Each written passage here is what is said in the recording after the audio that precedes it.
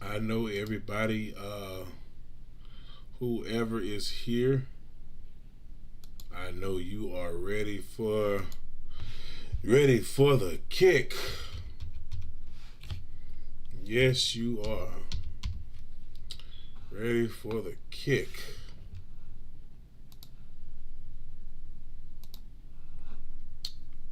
Okay. Woo. All right. I would like to welcome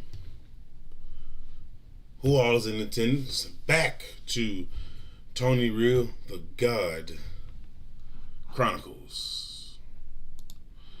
This is gonna be a great live.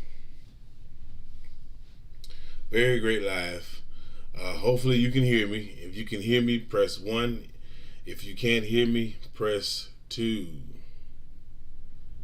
Okay. All right.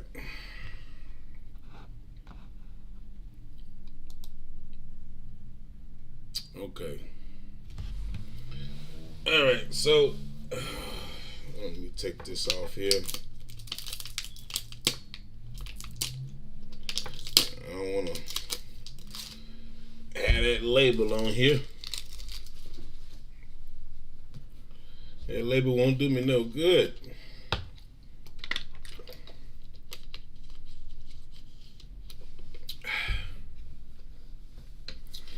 Okay, so let me do one more thing, y'all. Let me do one more thing.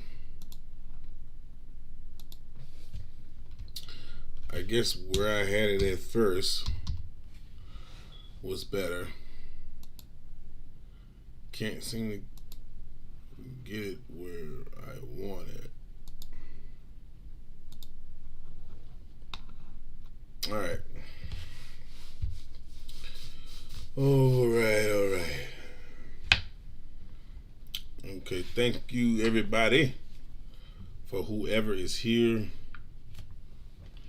because I cannot really see.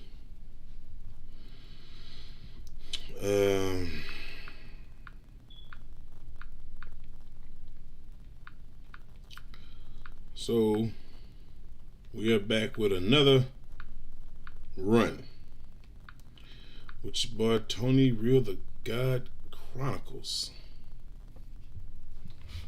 All right, here we go.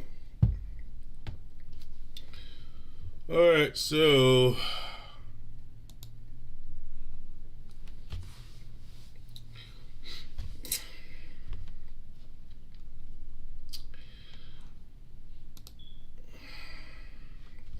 okay, so here we go, y'all. Welcome to Tony Real, the God Chronicles. Glad y'all could come on in. and check your boy out. I know y'all been waiting, but here we go. So, here's my open, and it's gonna be kind of like a little mixture. Okay, so pretty much, I'll go down the line. If you commit a crime, all right, as far as fraud and lie about what you're gonna do, with privileged finances, and you commit fraud with it, you will be punished to the full extent of the law, federally. I would advise everyone to always pay your debts. If you have debts to pay, you need to pay them.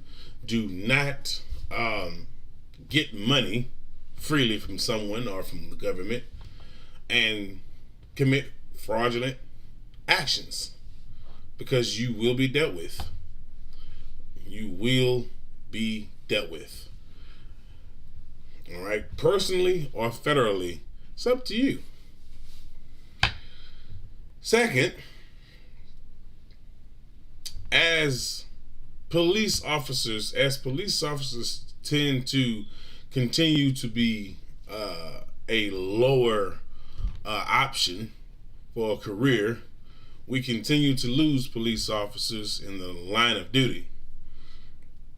And for various reasons, we continue to lose officers in the line of duty. No one really knows why we continue to lose officers in the line of duty. We just do. So hopefully we can gain more respect for our officers, and hopefully we can, not continue to see them fall. Because the more they fall, the less people want to be officers. Just a lot of things that happen in the world that people just, they just ought to just stop shooting the cops. And police officers, please stop shooting everybody. I mean, damn. Shit. Maybe there'd be more respect if people would learn how to handle their weapons correctly. But you got people that are scared and nervous and all that stuff like that, and they tend to, get a little scared and just start firing off. I remember this movie that I seen when I was a kid. I'm pretty sure a lot of y'all seen it. It's called Set It Off. And this young man went to his friend's house and got this haircut that he liked. And he came out of the apartment after he got the haircut, which is the haircut that his friend had, and he fit the description of who they were looking for with the type of haircut.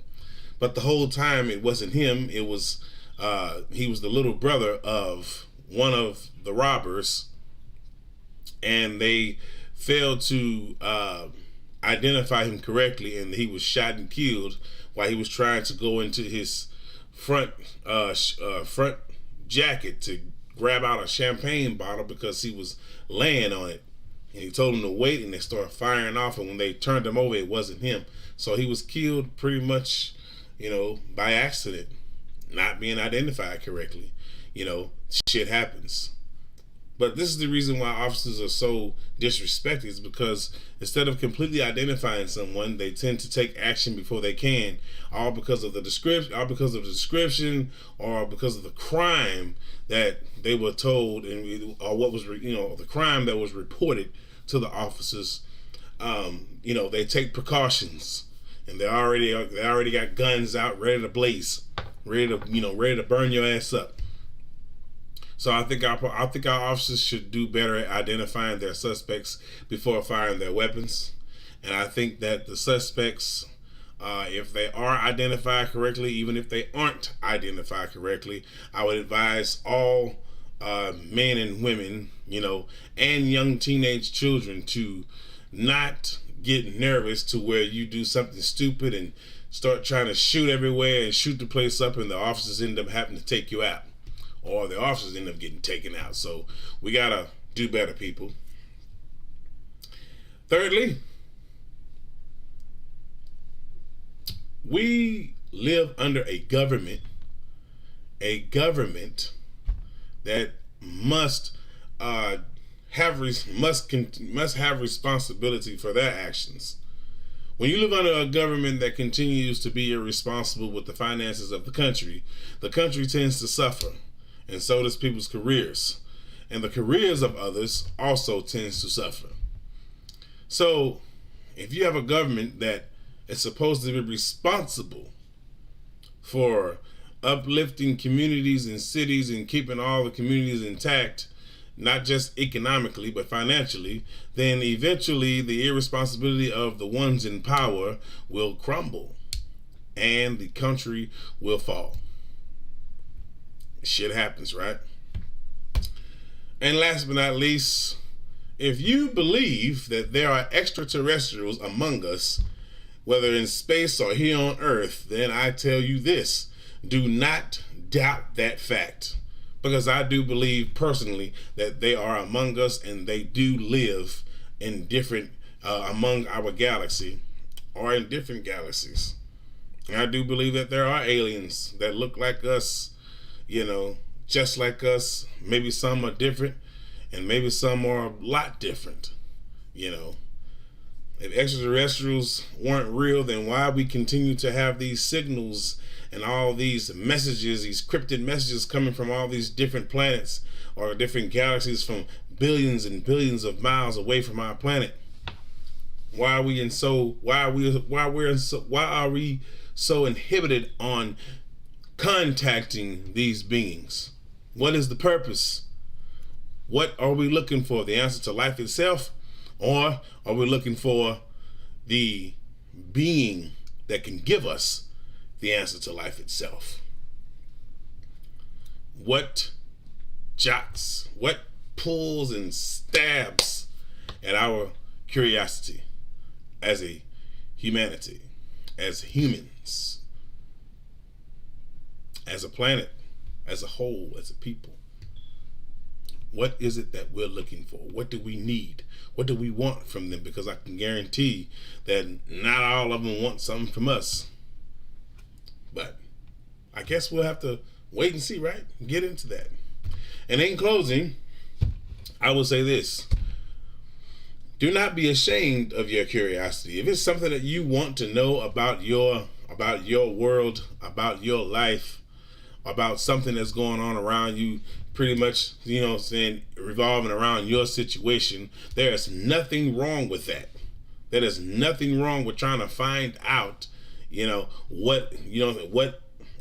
nothing wrong with you trying to find out what your curiosity may be, because something has gotten your attention, and so now, of course, you want to know what it is.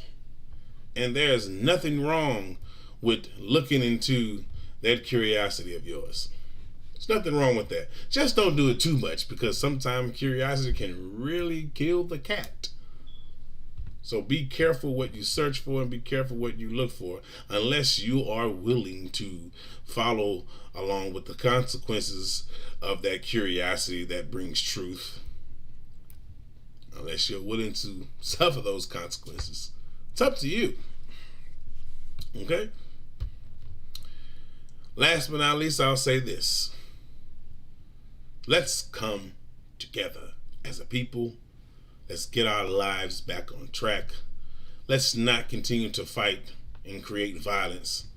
Let's continue to help one another, group up, and respect one another. Together, we can change the world. Yes, we can. We can change the world together, y'all. And I just want to say that because a lot of y'all don't believe we can. But if we stand together, we can change the world together. Someone told me that it takes a village to raise a child. It's going to take a community and an economy as a people to change the world. And that's my open.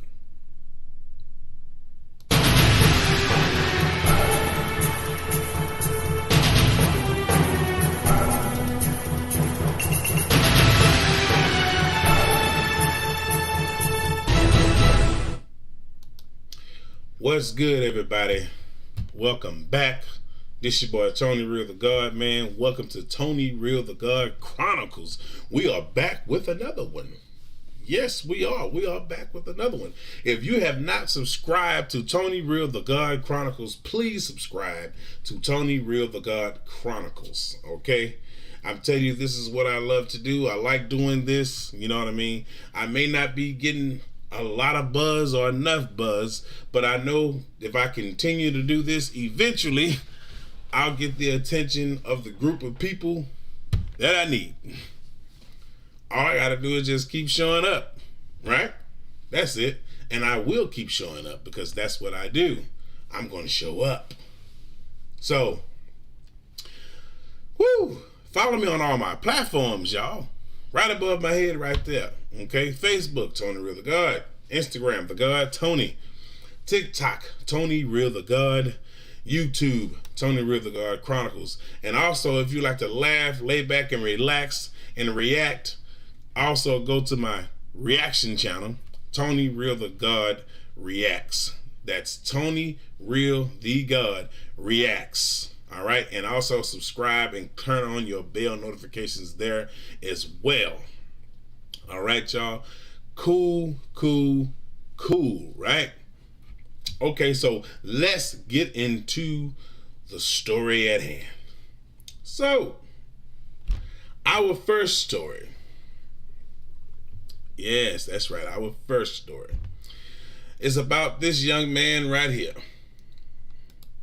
Let me go ahead and get him up there. Boom. Mr. Fayne.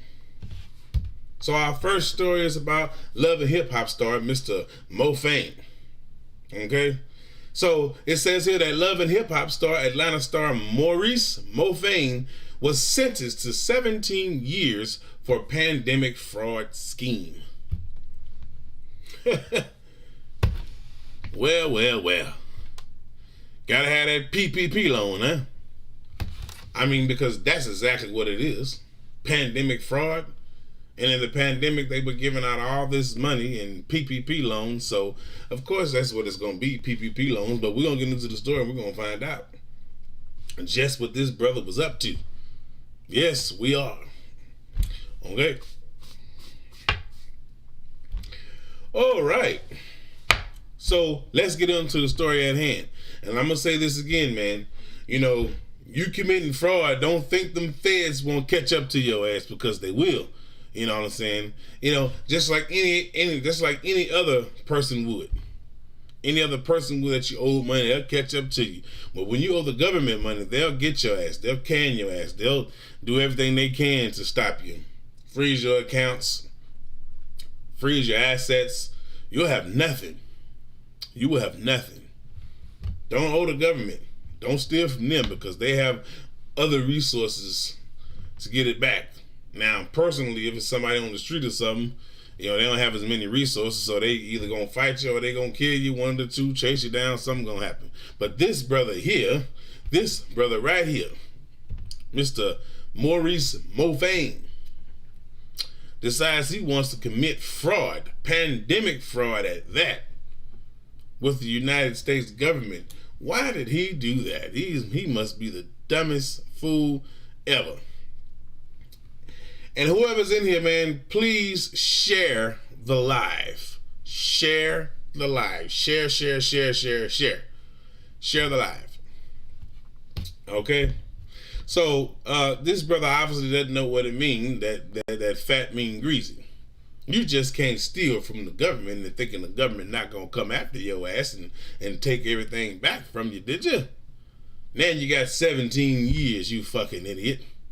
Mr. Maurice Fayne, now you have 17 years. Ridiculous. Over something that you could have prevented, Mr. Fayne. Okay, here we go with the story. Let's go. Mr. Fayne. Yes, Mr. Fayne. So it says here that Fayne, who appeared on several episodes of the popular reality show, ran a multi-state Ponzi scheme from March 2013 to May 2020. Then filed for a fraudulent loan to cover repayments. Wow. So this is pretty much what the prosecutors had on his ass. Wow. Mr. Mo Fayne.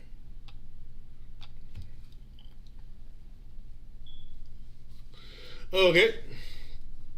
So right here, y'all, it reads,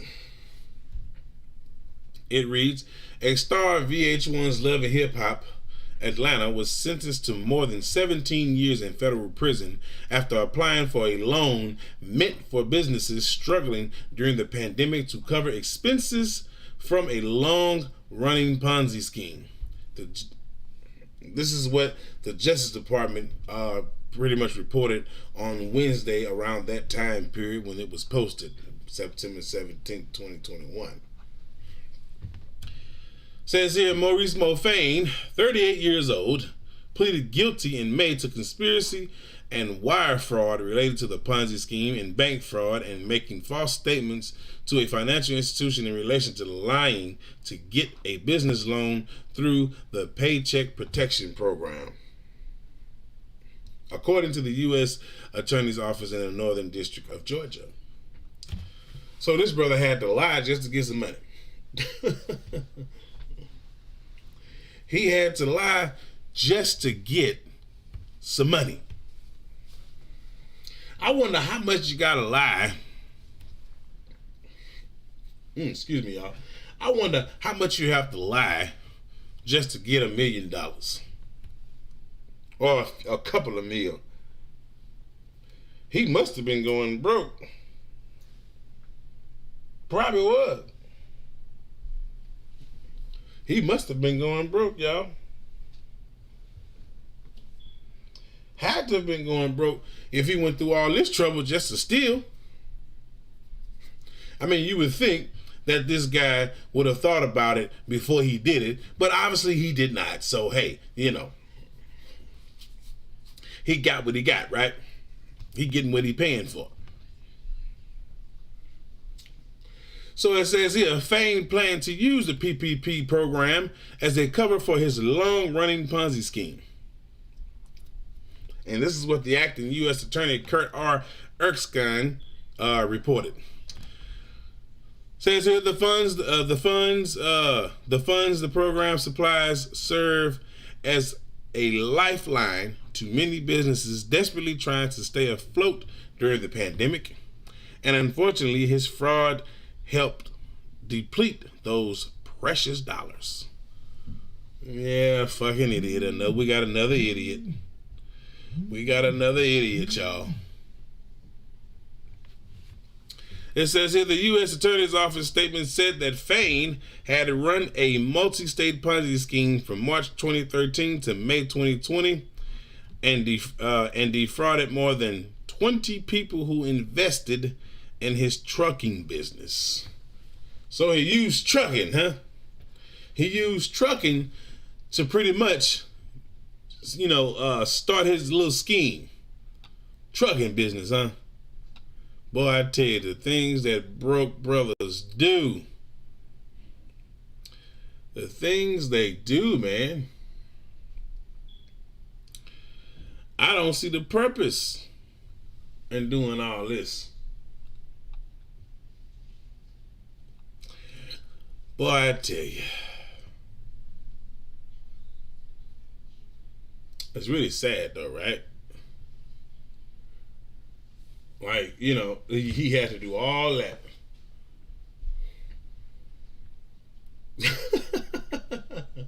He had to do all that. So it says here, y'all, he told investors that he would use their money to operate the business, but instead used it to pay his own personal debts and fund an extravagant lifestyle, including spending $5 million at an Oklahoma casino on one occasion. Wow. So, of course, he lied about that. He was never going to use the money to operate any business. He wasn't. He just needed some money. He was broke. Because that's exactly what it sounded like to me. Broke motherfucker. See, sometimes when you go broke, man, you know, people, I guess they just can't see themselves as nobody that's broke. Because obviously, Love and Hip Hop wasn't working out for his ass. Obviously. God damn, brother. So it says here, y'all, that in April of last year, Fayne submitted a $3.7 million PPP loan application, falsely claiming that the trucking business had 107 employees and a monthly payroll of $1,490. At $1,490,200, pretty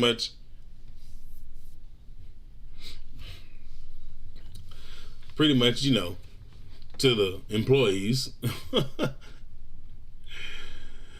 This guy really said he had 107 employees and a monthly payroll of $1,490,200. You gotta be fucking kidding me. Even I can see the bullshit in this. So, all right. Appreciate it, Ayanna Dotson. So it says here that the funds from the loan were supposed to be used to retain workers and maintain payroll or make mortgage interest payments, lease payments, and utility payments related to his trucking business. This report comes from the U.S. Attorney's Office. So if this guy supposed to get all this money, right? He's supposed to have all this money so that he supposed to have this so-called trucking business, and he used it pretty much for his own personal gain, his own personal appetite, then he deserves whatever the hell he's getting. He deserves those 17 years. He lied and he schemed just so he can get money to pay off his own personal loans because he's an irresponsible jackass and his ass was broke. Obviously, them love and hip hop checks wasn't working out for him. What is this fool's issue here? What is his issue here, people? His issue is fucking bullshit. He needed some money. He was broke. That's what it was, people. He was broke. Okay? He was broke. So now he got the money. Let's go ahead and read up real quick, y'all. Let's go ahead and go up. Let's see what else they're gonna say about this sorry sack of shit. Gotta steal money from the government. He probably was like, shit, it's ours anyway. Really, dude? Really? It's everybody's stuff. Oh, okay. All right. Okay. So, it says here, instead, Fayne used the funds to start a new business in Arkansas. Wow. Trucking business, now new business in Arkansas? Really? Pay associates who helped him run the Ponzi scheme and pay past due child support. Damn, these prosecutors was eating his ass up. He also paid money owed from a previous fraud case and spent $85,000 on custom-made jewelry. Oh, this guy's a fucking idiot. Did he really think that money trail wasn't going to come back to him? Did he really think that that money trail wasn't gonna catch up to his ass? You got to be bullshit. You gotta be. You gotta be. This is ridiculous. Hold on, y'all. Let me add a little zip to this, cause see, I'm gonna put a little music on here. It's not gonna be any, it won't be loud, I'll make sure of that. But I will want you to tell me if you can hear that music, because I would like to make sure that the music is heard. Okay. All right.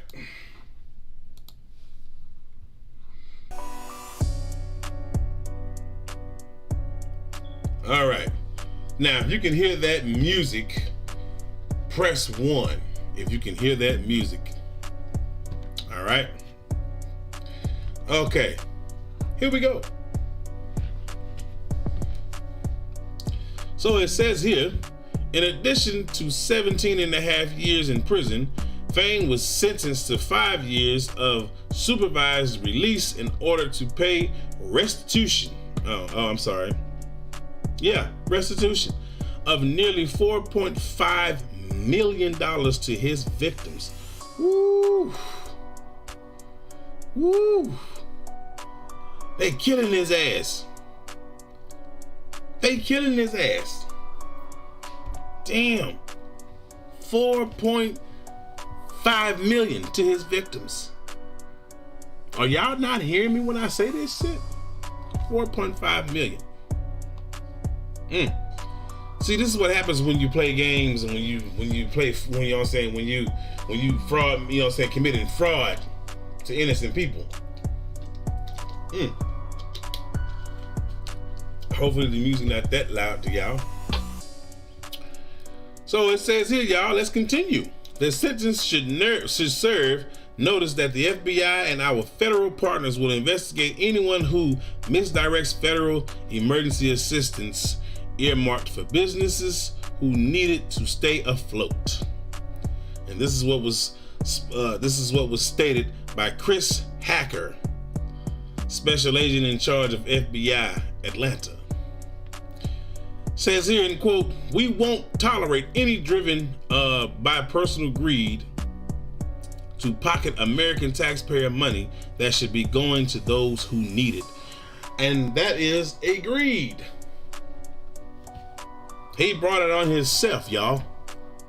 He brought it all on his damn self. Yes, he did. And now he's suffering the consequences. This fucking idiot. So it says here, Fayne, who also goes by Arkansas's Mo, appeared on several episodes of Love and Hip Hop Atlanta as the love interest of Carly Red, one of the popular reality show's longtime cast members. Did he really think he was going to get away with this money, y'all? Did he really think he was going to get away with this? Look at this retarded fool's face. Oh my God. Look at this retarded fool's face.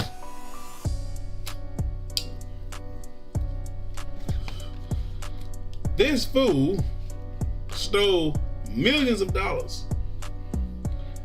And because of all the people he stole money from that had invested in him, now he has to pay back in restitution of $4.5 million to all of his victims. Now, I don't know how he gonna come up with $4 million, depending on how many victims he have. Hopefully, he just have to pay $4.5 million to the victims. Hopefully, it's not individually. Hopefully, they just divvy that up in between all of them. They just split that up in between all of them. Hopefully. But I don't think it is. I don't think that's going to happen. This guy thought he was going to get away with money laundering, money crime, fraudulent scheming shit. I don't think he thought this shit through. Do y'all think he thought it through? I don't think he thought it through. Because if he thought it through, then this wouldn't be happening to him. Now, it wouldn't. I don't think he thought it through because for the simple fact, this guy put himself in harm's way when he started messing around with federal funds. This is a federal case. Now he has to do federal time. He made a mistake that he is now going to have to pay for 17 and a half years. He doing 5 on supervised, pretty much house arrest. And he got to do the other half, more than likely, in jail. So they giving him time to pay everybody back for the next 5 years. And now he gonna... Oh my God. That just basically means he still got to go to jail, y'all. He still got to go to jail. Wow. This is sad, y'all. He still got to go to jail. It's ridiculous how all these stars, they get all this money, make all this money, and still can't get rid of the street nigga up in them. Gotta still go for it. Gotta still go for it. They can't help themselves. They gotta still go in and go in for the kill. Money, greed, power, respect. Really? This guy was just being blunt out greedy. And now his greedy habits has brought his ass to justice. And that's what his ass deserve, and that's what his ass get. Now, I'm not a brother that want to see our, black and brown skinned kings and queens locked up and locked down like that. I don't destroy my own people. I don't destroy my people at all. But I do speak the truth when it comes to my people, because sometimes, a lot of times, my people do some dumbass shit. And it is what it is. They're gonna have to learn. Our people, my people, we have to learn that we need to be all right with what we have and work with it.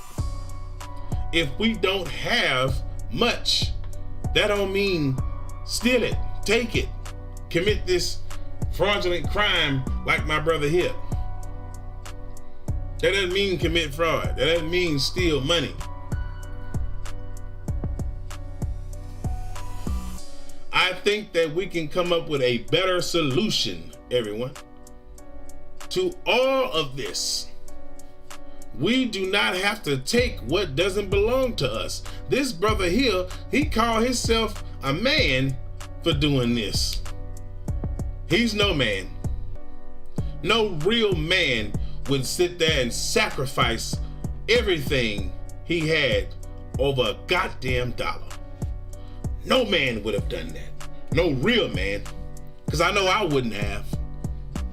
Lied to him and told him the money was going toward his trucking business. Then started another company in Arkansas.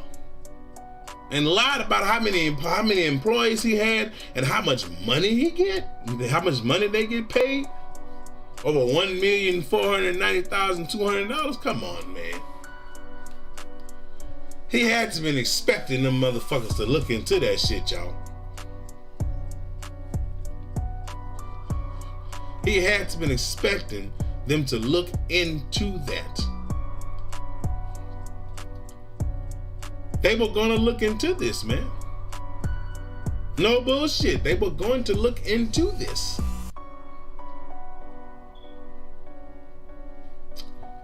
And I guess he thought that he pretty much got away with it.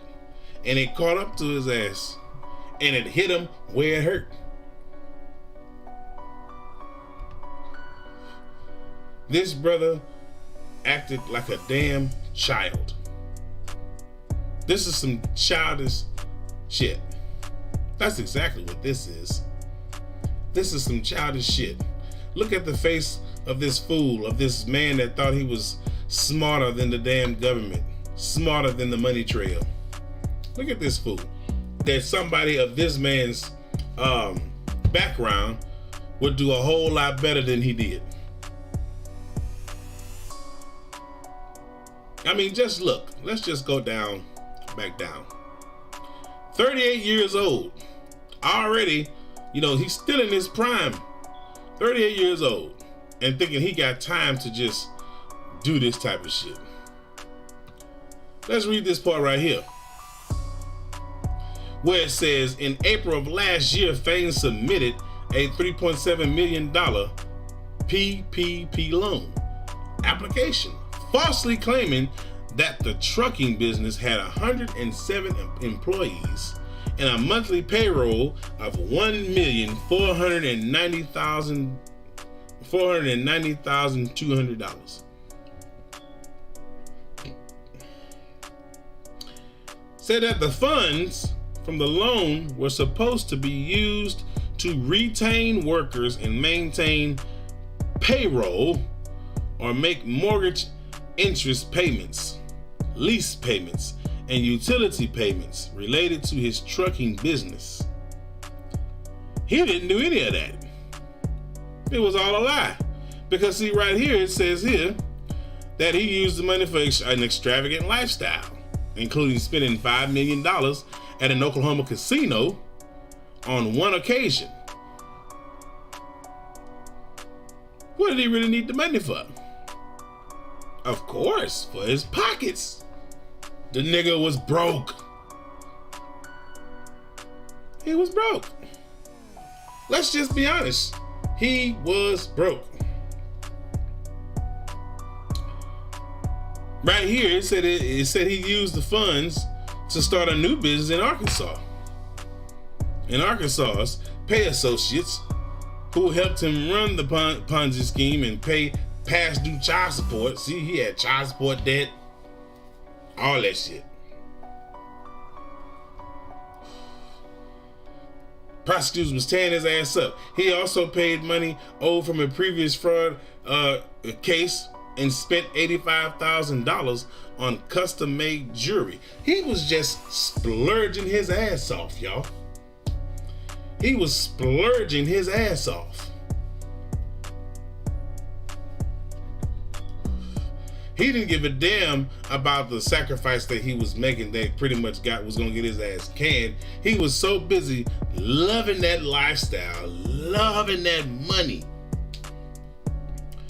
And he got his ass canned for it. Now he gonna suffer 17 and a half years in prison for it. But it says he was sentenced to 5 years of supervised release in order to pay restitution of nearly $4.5 million to his victims. Which means he's only out for these next 5 years so he can make that money back and pay those victims. And then his ass going back to jail.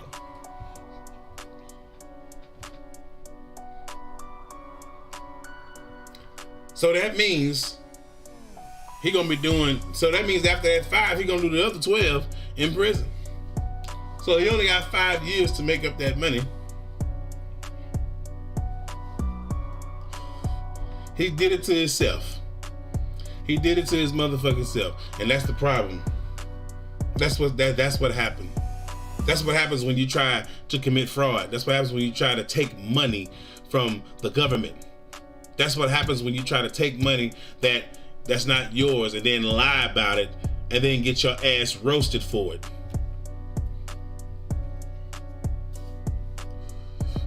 That's what his ass get. Look at the face of this idiot. Really ridiculous, right? See, y'all, this is why I tell y'all, man. This is why I always give these messages, man. This is why I always try to influence, the young people and the old to always think Always think before you decide you want to go and do something that's going to cost you everything, cost you your life, cost you your livelihood. Always think before you just decide to jump into taking something that don't belong to you. Hear me when I tell y'all this, people. This guy, Mr. Mo Fayne, Mr. Maurice, he stole that money, and because he stole that money, now he has to pay for it. Oh yeah, he got to pay for it now. That's what his ass get. Real talk. He got to do 17 and a half years, 5 on supervised release, so that he can hustle up that money to pay those victims and that he owes $4.5 million to. And then after that, he goes back to prison for the other 12. So if y'all think y'all can just go out and just steal money, especially from the federal government, the Treasury Department, they're going to come for your ass and they're going to get every dime back. They're going to make your life a living goddamn chaos until they get every dime out of you. Every goddamn dime. Okay? So all I say is good luck to this brother, and hopefully he can get his ass out of his situation. Mr. Mo Fayne, loving hip hop star, with your broke ass. Too bad for you, brother. All right, so we gonna pray for this brother. Hopefully he can get out of his situation. So let's go ahead and get to the next story at hand. And last thing, y'all, don't be a fool stealing money from the government. Don't be a damn fool. Don't do it. Don't do it. So let's get to the next story at hand. Now, this is a good story here. I even have the exclusive, okay? The exclusive with the news report on this case. Now, I was recently, when this case happened, okay, I was actually coming out of Herman Hospital, Houston Memorial Herman Hospital, because I had to go and visit there one day. You know, I was in town and I had to go there and visit one day. And I seen all these police officers, you know, coming out of the hospital and all that stuff, because I was on my way going back to where, you know, I'm from, where I live at. I was, you know, I was on my way out of Houston, leaving Houston, but I had to stop by there to go and see somebody, you know, that I knew. And all these police officers had pulled up. So I think it was 2 officers that had got shot, 1 got wounded, but 1 had lost his life. Supposedly they were serving a warrant or something like that, but we're going to get into the story. And a young man started shooting out of the door. And I seen an exclusive video. I don't have it on here, unfortunately, but I seen an exclusive video where the young man was shooting out the door and hit one of the officers, and he fell to the ground, and the other officer ran the opposite direction and fell, you know, rolled and fell to the ground and kind of rolled.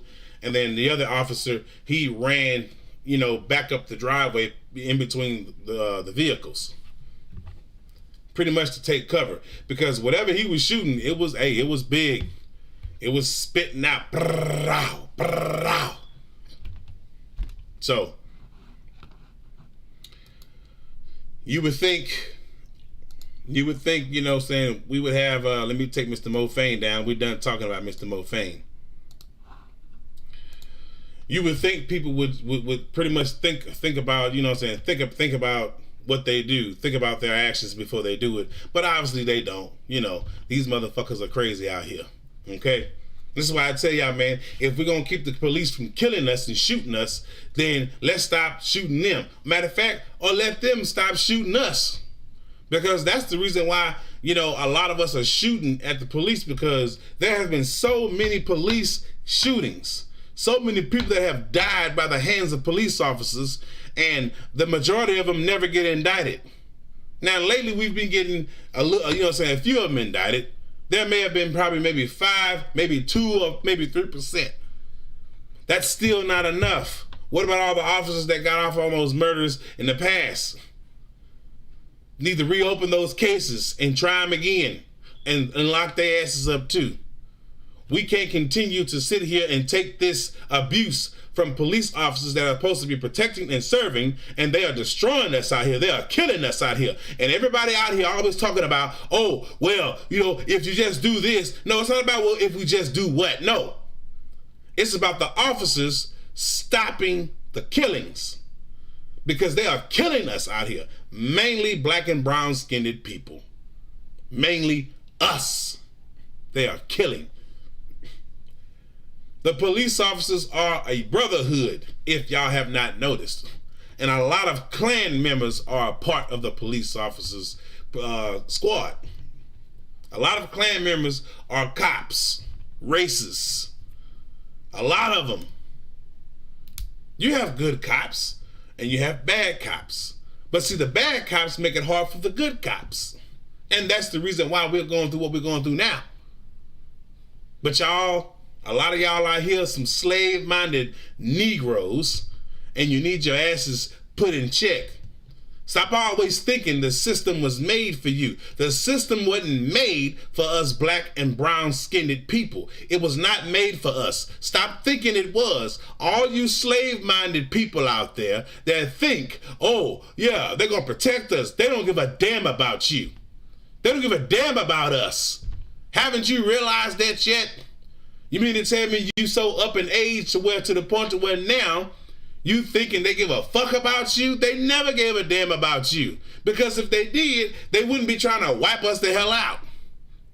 They wouldn't.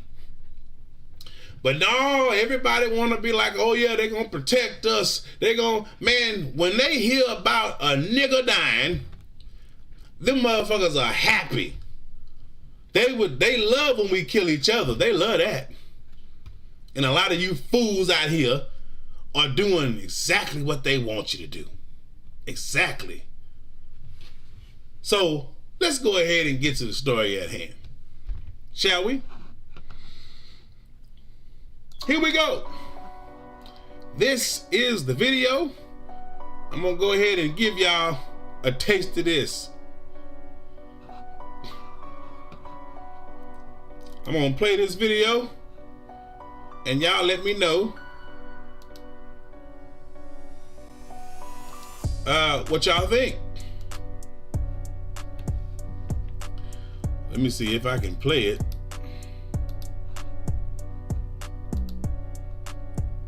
Okay, here we go. As a great man and a great officer. Here we go. Houston Police Department is remembering Officer William Jeffrey as a great man and a great officer. Our Stefania Coley continues the story here this afternoon with more about Officer Jeffrey's life. And Stefania, his partner, is still being treated there at Memorial Hermann Hospital. Any update on his condition?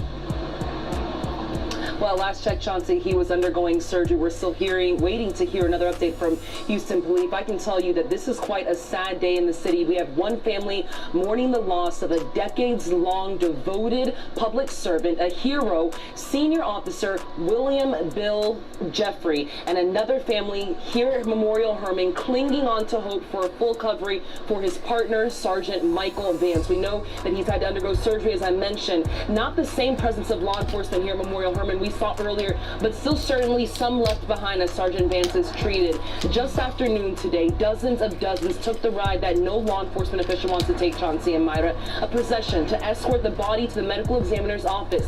These are brothers and sisters of blue who worked alongside Officer Jeffrey some for decades, like Houston Police Chief Troy Finner. Take a listen. I've known him my entire career. And just as his wife said, what a great man, what a great officer. It is another reminder that police work is inherently dangerous. And you never know, police officers never know what they're going to face when they leave their homes. That is true. Police officers never know what they're going to face when they leave home. That's true. That is true. Okay, y'all. That's really true. They never know. So, right here, it says, Right here it says here,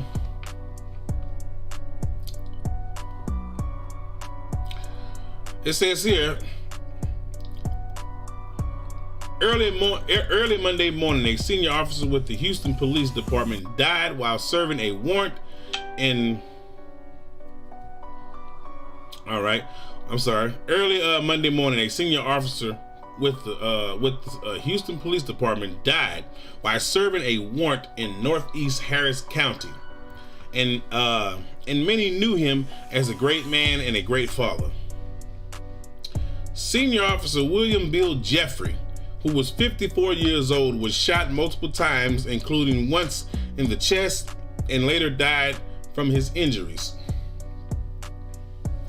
Now, do you see how they can ride? Hold on, before I even get to that, I know y'all can't see the top right there. It says here, the death of Senior Officer William Bill Jeffrey marks HPD's 5th on-duty death within the last 16 months.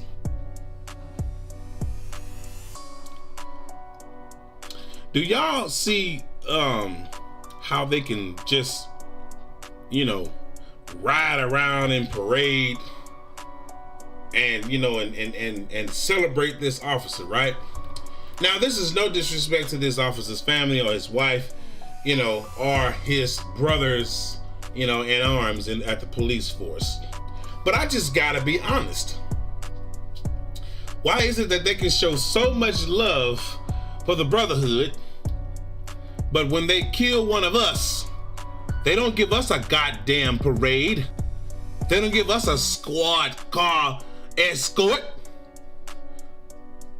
They sit there on the side of the goddamn road with their fucking vests and all kinds of shit on, waiting for something to pop off just so they can kill some more of us niggas.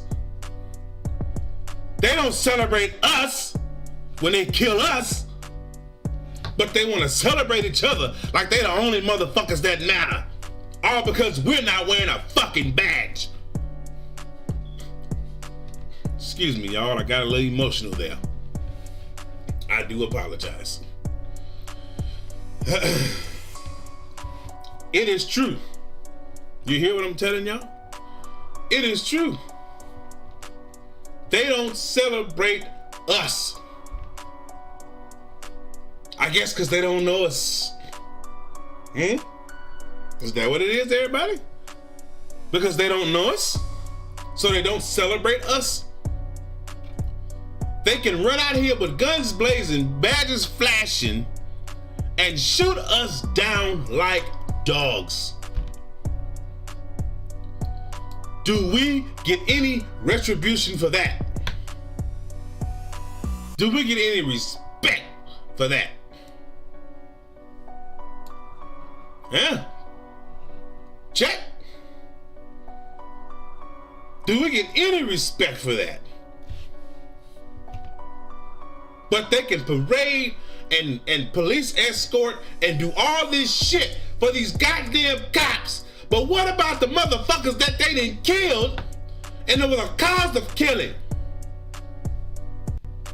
Some people will sit here and say, oh, Tony, you shouldn't be like that, man. This cop served for some amount of years and 31 years and all this, and he was a good cop. Okay, he was a good cop. I'm not gonna take that away from him. But what I will take away is the fucking credibility for him to be celebrated as if he wasn't just responsible for killing my people. My people. And I'm supposed to celebrate this guy? No disrespect to Officer Jeffrey, the veteran, but I'm supposed to celebrate him. Even after all his brothers, well, most of them, has killed so many of my brothers and sisters. And I'm supposed to celebrate him? I think not. I will not celebrate that. May God rest his soul. What about our retribution? Where is our justice? Let's continue. I don't want to get too emotional. Let's continue. It says here, according to police, Jeffrey joined the Houston Police Department in December of 1990. He was assigned to the department's Major Offenders Division. This division routinely deals with dangerous criminals, including accused murderers. Jeffrey was approaching 31 years of service with the department. Hey, what can I say? What can you say? Some people just don't want to retire. They love the action. Sometimes you can love something so much to where to get you killed. Sometimes you just have to know when to hang it the hell up, y'all. You just have to. Now this officer has been laid to rest for his 31 years of service. I'm going to go ahead and give him the 31 years. But I don't know him. I don't know what type of crimes that he's committed or been acquitted of, as far as my people are concerned. I don't know him. I'm just doing the story on. So I'm not going to say he's innocent, even though his partners think he's innocent. They justify their actions every goddamn day. They shoot somebody and kill them, justified. Pull somebody over for a traffic ticket, and that person ended up dying that they pulled over, justified.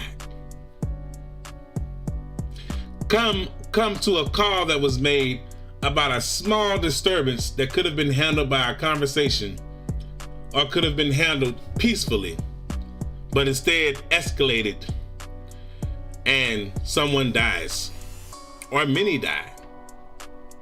Justified. But let us step into the goddamn tornado. Unjustified, unlawful, disturbing the peace, jail. We can't even protect our own family without being arrested. We can't protect our own children all because we are being aggressive. Do y'all know that if we were to go somewhere in life and we decide that, you know, we get a little pissed off and aggressive about how our kids were being treated, and because we've come there to address the situation, we can't go off, we can't run our mouth, we can't get crazy. No, we can't do that. We gotta just stay calm, stay cool, because when the police get there, if the police are called, they're gonna escalate the situation because of they don't like our attitude.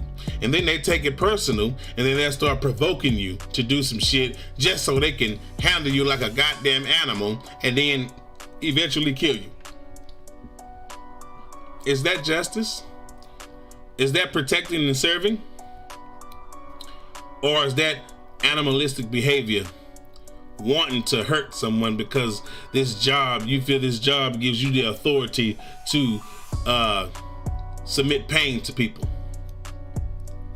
I remember when I had seen a story where this young child, this baby, 14 years old, was at a pool party and she got into it with some other girls, and the child was upset to where she became very rebellious.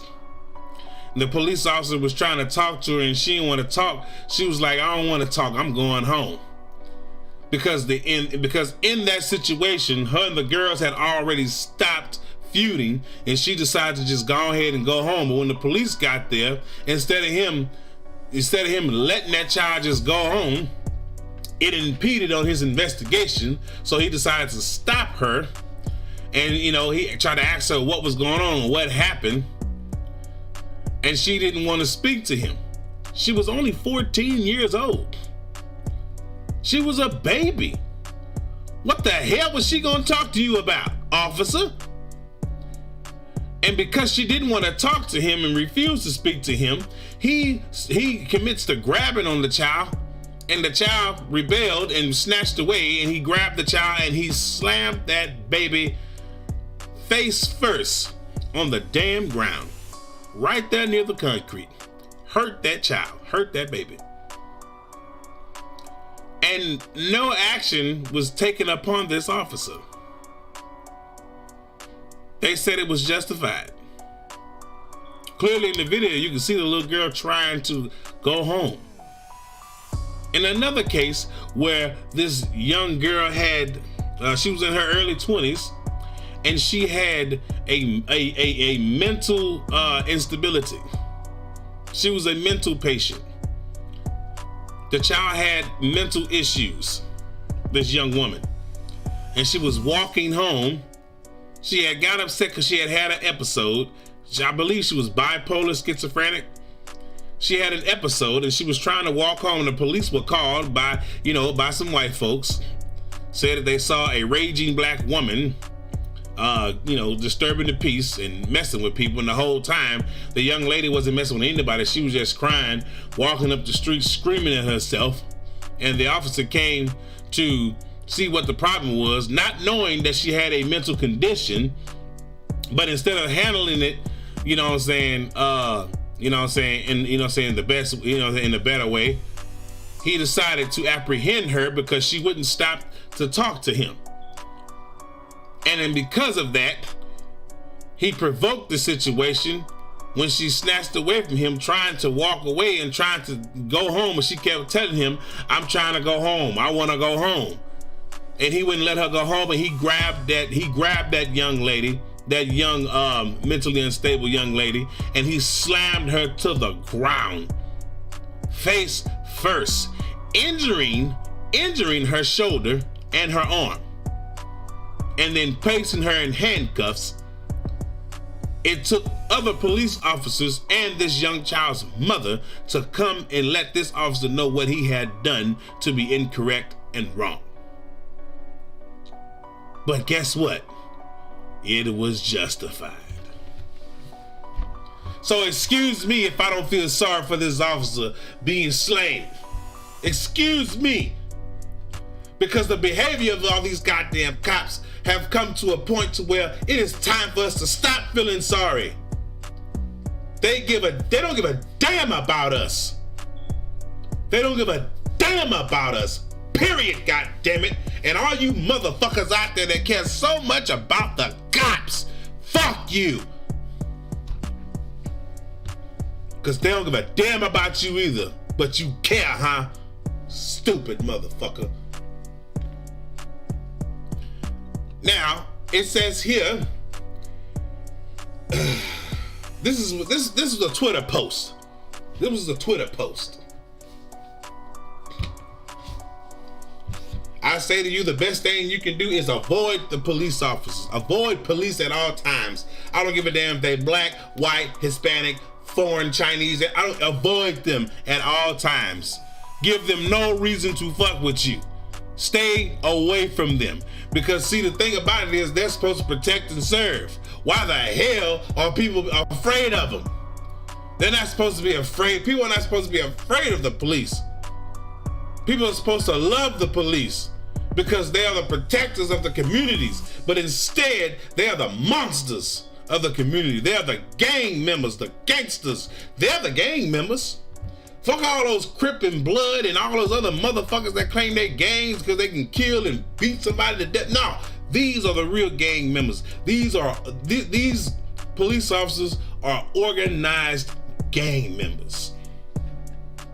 They are the real gangsters. The motherfuckers in suits that's controlling motherfucking shit in government. Those are your gangsters. I'm not worried about the motherfuckers on the street. They claim to be gangster and thug and hard and tough and shit. I ain't worried about them. I'm not.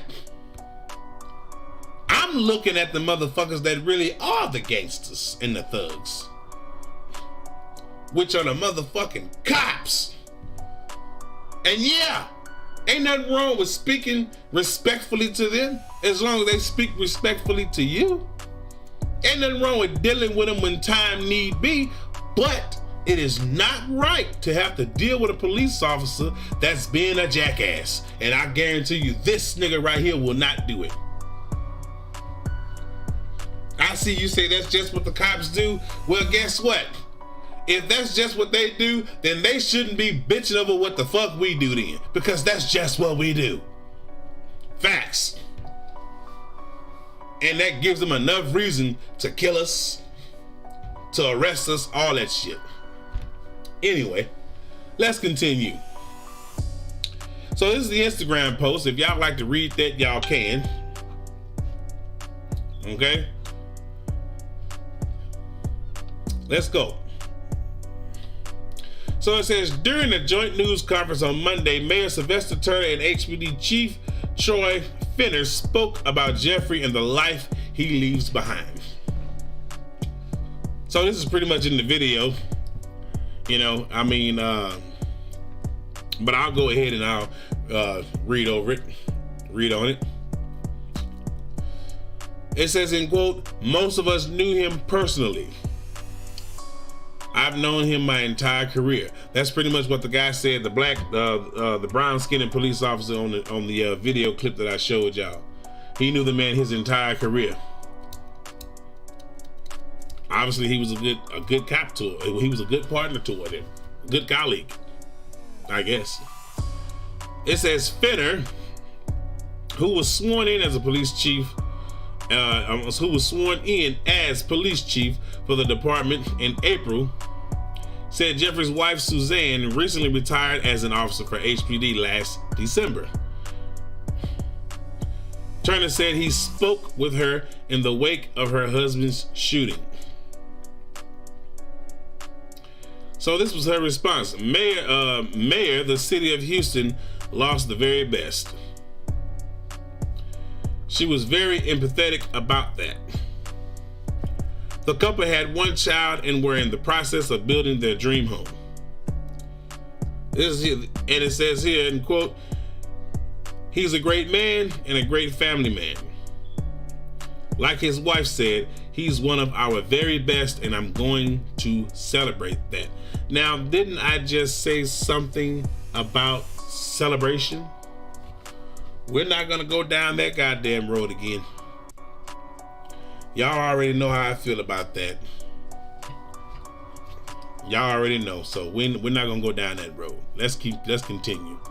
Meanwhile, Sergeant Michael Vance, who was shot multiple times in the leg, remains stable as of Monday afternoon. He underwent surgery at Memorial Hermann Hospital. Okay, let's go scroll up. Says here that Vance has been with the department for 20 years, according to Fayne, and is the father of 2 children. He joined HPD 8 years after Jeffrey joined in 1998, and has been a part of the Major Offenders Division for that past 2 years. According to police, a photo of Vance will not be released due to the undercover nature of his assignment. Of course it won't. So it says here, the death of Jeffrey marks HPD's 5th on-duty death within the last 16 months. He also marks the 120th HPD officer who died in the line of duty since 1860. Before Jeffrey, Senior Officer Leal was HPD's most recent death. The 36-year veteran died from COVID-19 complications, which was considered an on-duty passing. Leal, who was 60, died on November 27th, 2020. So we have a lot of, yeah, you're right. I see. When it comes to us, it don't matter. Of course it doesn't. So as you can see, we have a lot of officers that have lost their lives in the line of duty.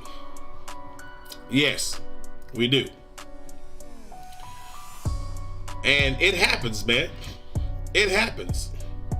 Because see, now the police officers are feeling how we are feeling when we lose our people that are not officers.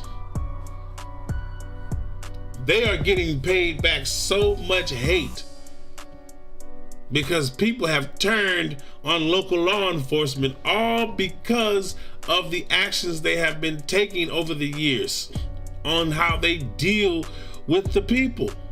You can't deal with the people any way you want. There are procedures, officers, procedures. And all these officers have lost their lives.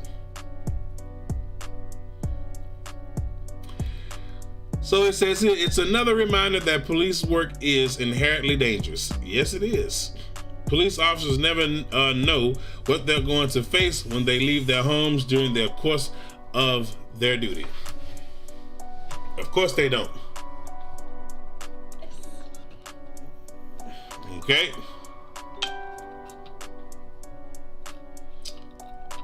So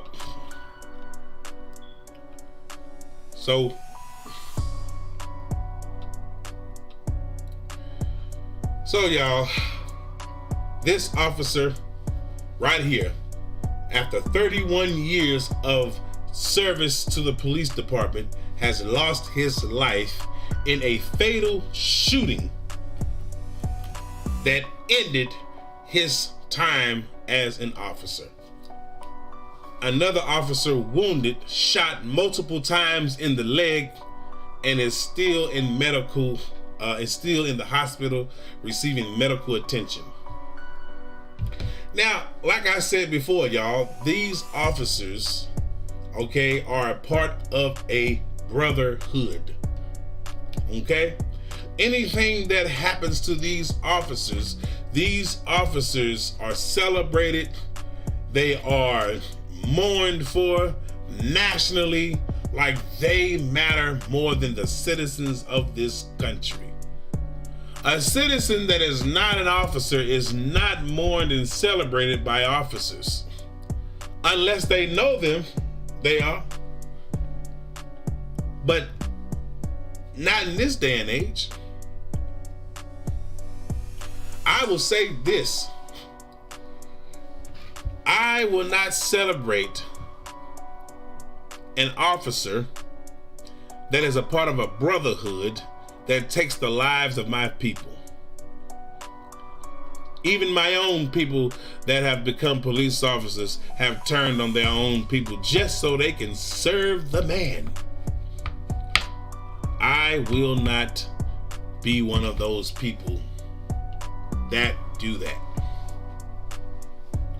I won't be one of those guys that have that type of, let's just say, respect.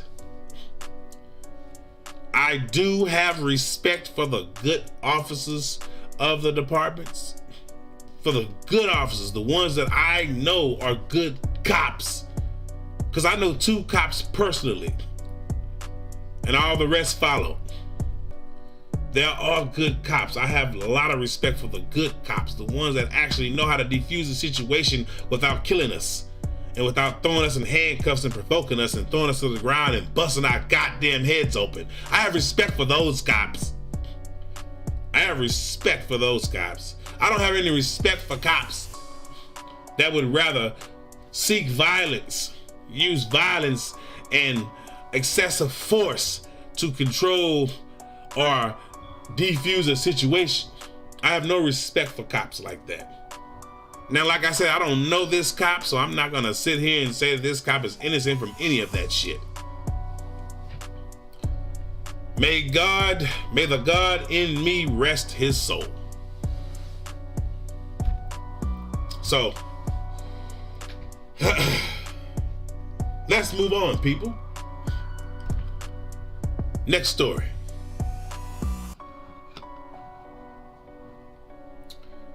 So, what I will say for this, and I forgot to change the news bar, y'all. I was supposed to change it to this about the police officer. Oh well, I'll do it for the next one. Y'all know what the title was. So, this is what I will say.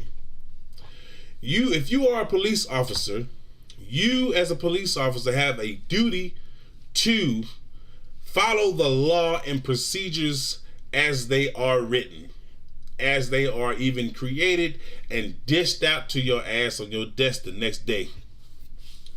You are supposed to make sure that the people of the community are protected. You are not supposed to go to these communities to escalate the issue, only to de-escalate.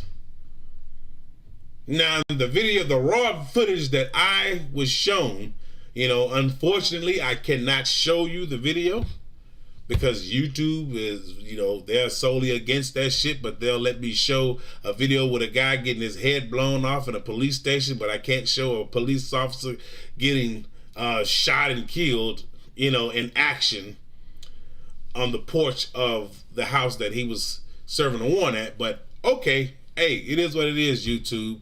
You and your fucking algorithm. But hey, it is what it is. So I will say this.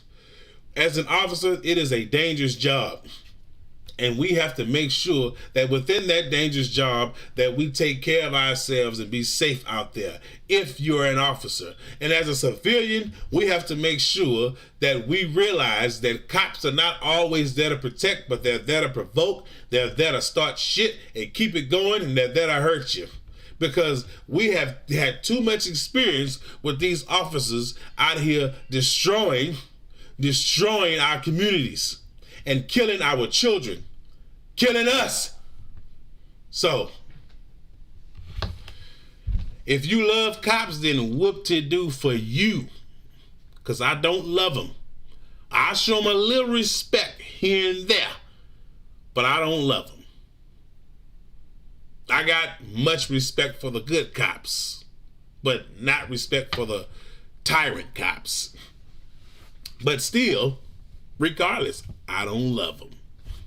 So if you love cops, then goddamn, you take your ass over there and you go parade with them like they like you. They don't give a damn about you, nigga. And you think if you a brown-skinned cop, they still don't give a damn about you. They don't care nothing about you. They'll still kill you, even if you a cop too, as a brown-skinned brother or sister. They don't care. They care nothing about us. It's always been like that. Let it go, people. Let it go. So, let's move on to the next story. And this is going to be a good one. And y'all are going to like this one. Y'all are going to like this one. I'm telling you. You're going to like this one. Last thing, be careful with the police officers. Be careful how you approach them. Just be careful, period. All right, y'all? Just stay out their fucking way. And they'll stay out of yours. Don't give them a reason. Just don't. You can't trust them, man. Just don't. You can't trust the police officer. You cannot trust the cops. Okay? You can't. Alright? So, all you cop-trusted motherfuckers, y'all some slave-ass niggas. I can tell you that right now.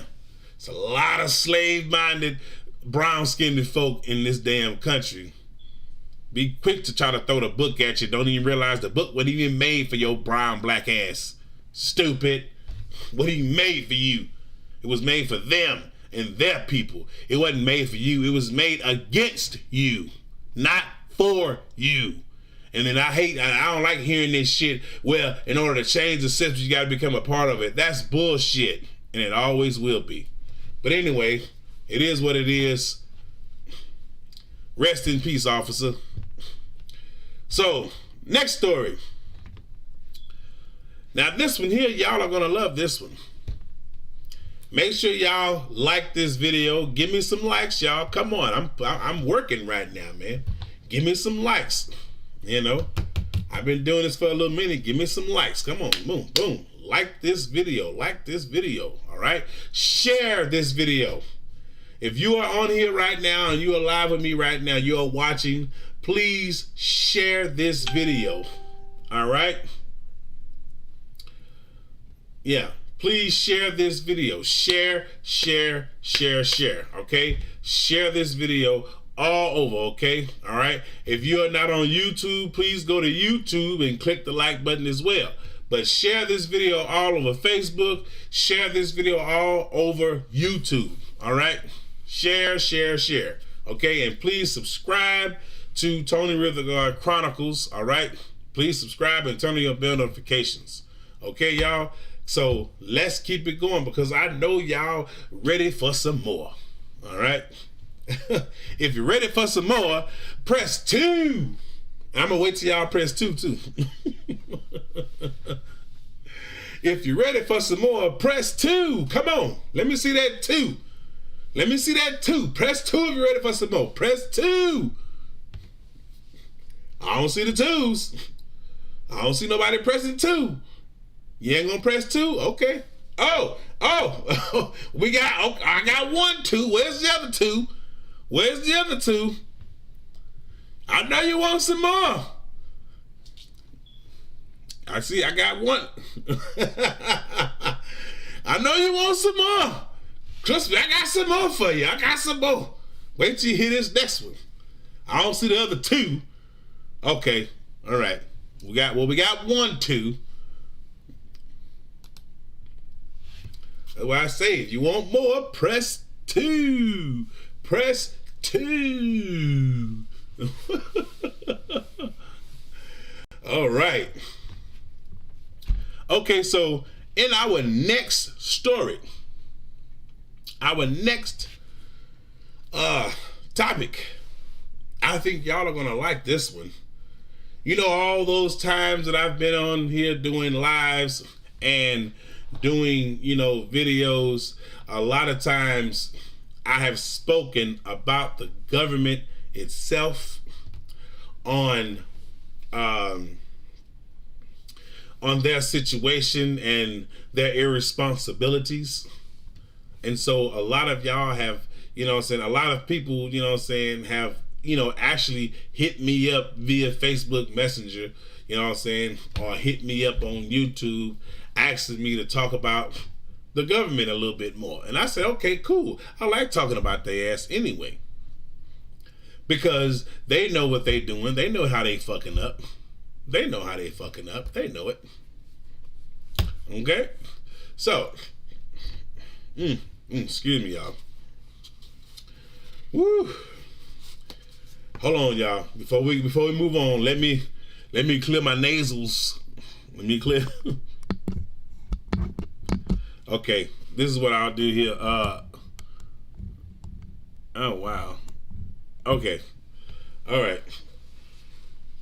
Okay, so I guess, you know, I don't want to have this. You know what? Hold on a second. Let me clear my nasals because I don't want to blow while, you know, I don't want y'all to hear that. So that's just gross. Unprofessional.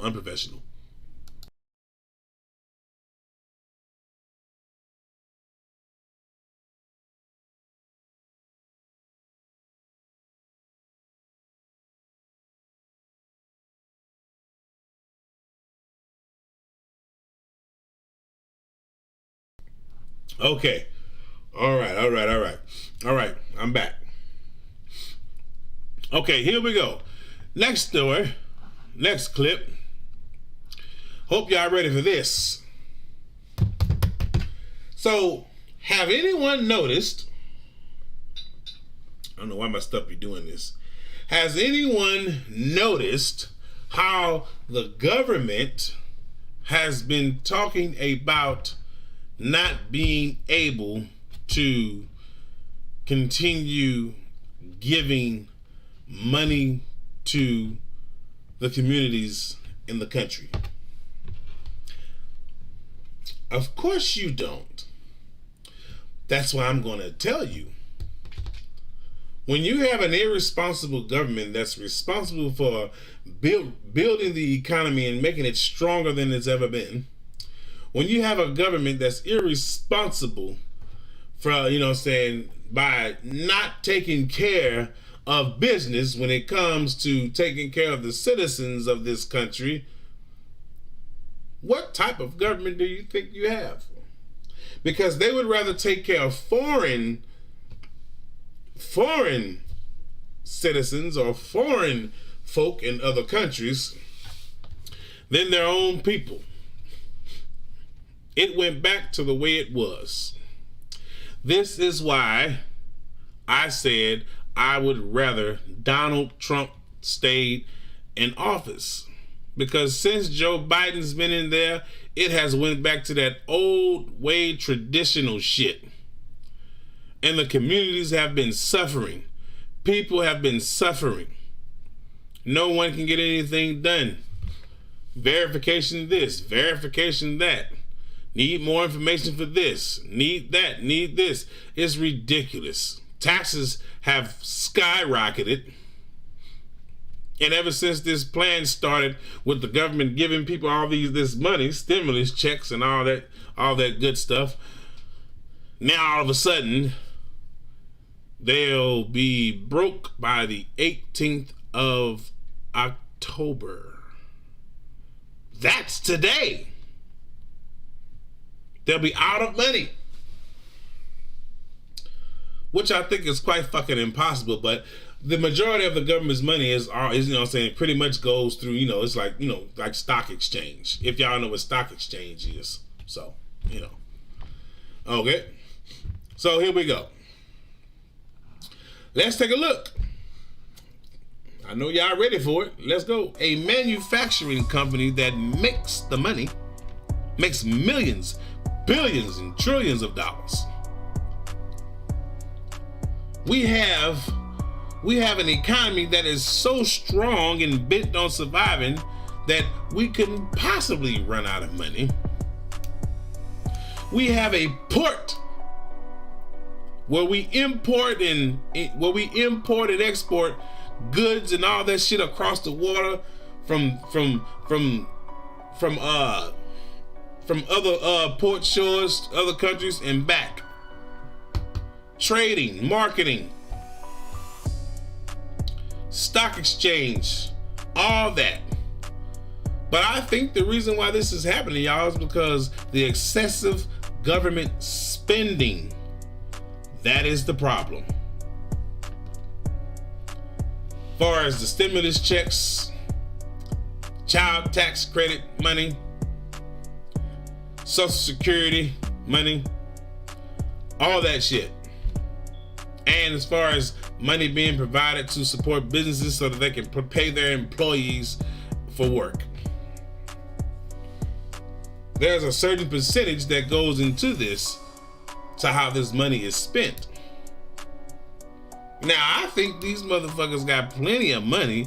It's just that they are trying to cut it down because the government has been spending a little bit too much of it. So they don't want to spend up the rest of what they fucking got. They don't want to do that. That's clearly what this is about. Excessive spending. And I guarantee you they're going to blame this on Trump. So it says here, previously, the Treasury Department estimated it would run out of cash and accounting maneuvers at some point in October. The warning comes hours after Senate Republicans blocked a bill that would have suspended the debt limit. Yellen cautioned that the October 18th deadline is only an estimate because the federal government cash flows are subject to unavoidable variability. She noted that the government's daily gross cash flow, excluding financing, averaged nearly $50 billion per day over the past year and has even exceeded $300 billion. God damn. And I guarantee you they're going to blame it on giving people Social Security checks, giving people the child tax credit money, and giving people the stimulus check. They're going to blame it on all that, just so they can have a reason to take it away or find some sort of way to tax it and make you pay it all back. See, I told y'all this fucking day was coming. I told y'all that they were gonna find some sort of way to get all that money back. I said this shit. Nobody wanted to listen to Tony though. Tony don't know what the fuck he talking about. And look, I'm reading it in your damn face. I'm tired of being right, people. I'm really tired of being fucking right, because obviously I had told everybody, I had warned everybody, we may get all this money for free for now, but at some point the government was going to find some reason to take it all back. Find some sort of way to get it all back. Find some sort of way to tax it so that they can re-tax our asses for it and put us all in debt. And if we don't pay it, we get jail time, or we get a fine, or we all just getting some sort of trouble. You realize this, right? They was gonna do this anyway. Now this could be authentic, or it could be another goddamn lie and a fraud. Let's continue.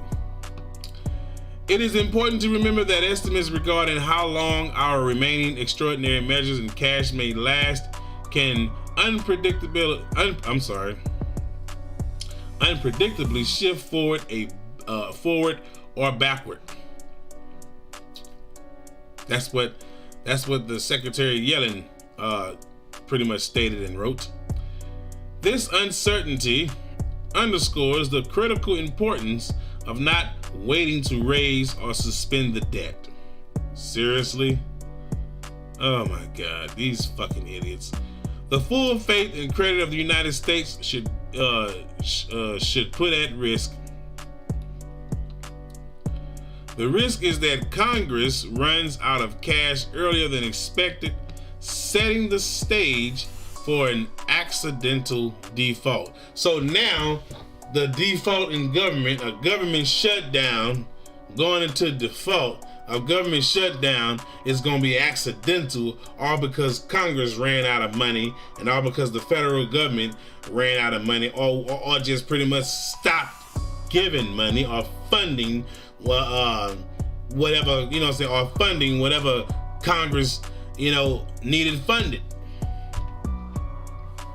It would seem to me like they're just tired of dishing out the cash.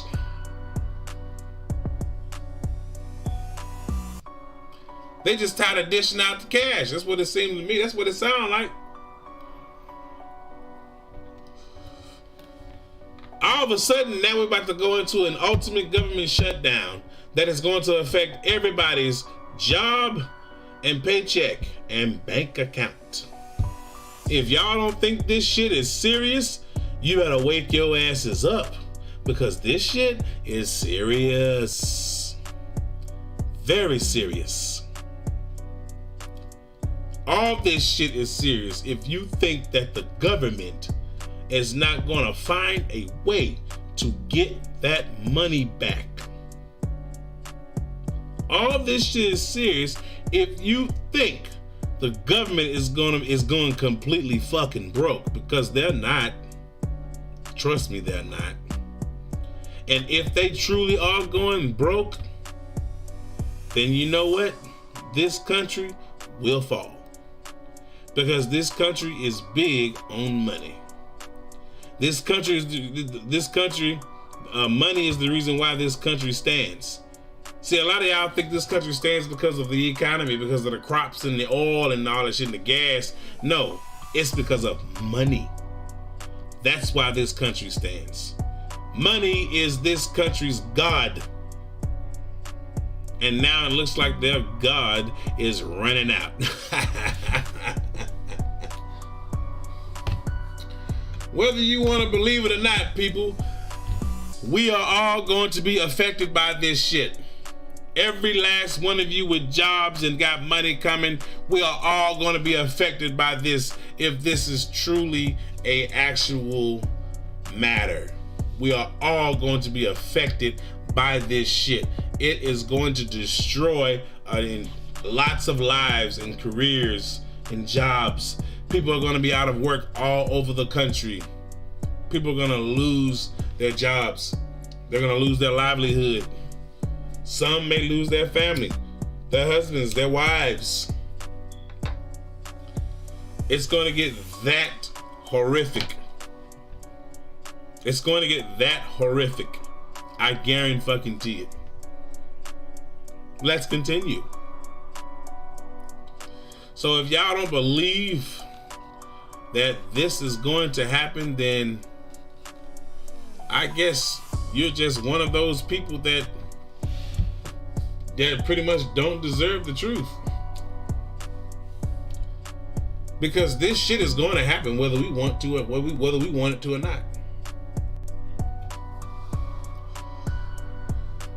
Y'all, we have got to get it together. We have got to stop thinking that nothing bad is ever going to happen. We've got to stop thinking that the government is never going to fall. And it's not going to be because of the people. It's going to be because of the government's own stupid ass decisions. They so bent on money. They're not thinking about how it will affect not only just the citizens, but themselves and their country. This is what happens when you have greedy motherfuckers in power. This is what happens when you have greedy people in power.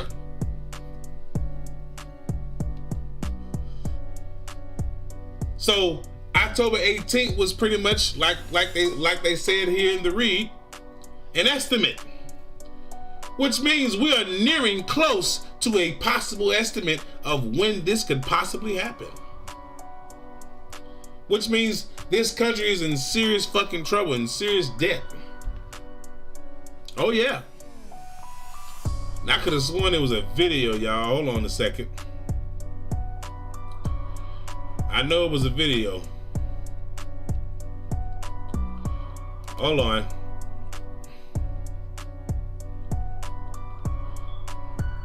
Because I need to find out. So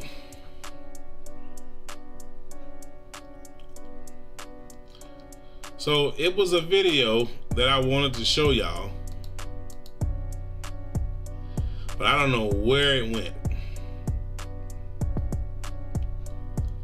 It was here. It was here, and I don't know where it went, y'all. I wanted to show y'all the video of them talking about this debt ceiling. They were pretty much trying to expand the debt so they can keep spending, but the Republicans, they blocked it, voted against it, so that they wouldn't have, so the continued spending wouldn't have to happen. Because obviously the Democrats are having such a hard time,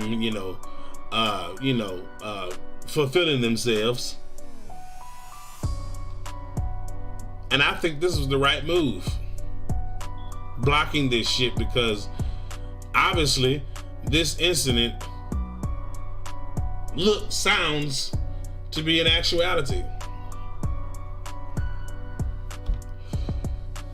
That's what it sounds like, y'all. And if you don't think that's what it is, then tell me something different. Because see, I had a video right here explaining what was going on with this debt ceiling. But it's not here anymore, so it might have skipped or something like that. So the minute you start seeing your pockets feeling light and your bank account feeling loose, I guarantee you this is why. The minute you start noticing that your job can't pay you because they don't have enough money to pay off their employees and they got to start letting people go and laying people off, this is why. I want you to look back at this story that I did and you will see why. But if you're that goddamn ignorant and thinking that this shit is not gonna happen, it's impossible, then you are a fool to think nothing is going to happen when it comes to the government and the Secretary of the Treasury Department saying that it is a possibility. Meaning this was just an estimate. We are nearing a true estimate. Something is going on in the government. Something is going on to where the government seems to be having a problem and will fall if they don't resolve the issue. People will start losing their jobs. People will start losing their homes. People will start losing a lot. I guarantee it. So,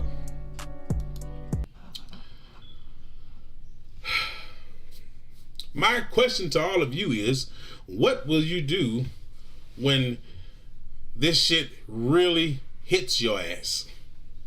What you gonna do? What you gonna do when you can't pay your rent or your mortgage next month? What you gonna do when you can't pay your car note? What you gonna do when you can't feed your family, your kids, or yourself? What you gonna do when you go to work and they can't pay you? What you gonna do when they start laying off your motherfucking asses and firing you? What are we all going to do if there is no money? Money make the world go round, right? What are we gonna do? Anybody have any ideas? What are we going to do about this?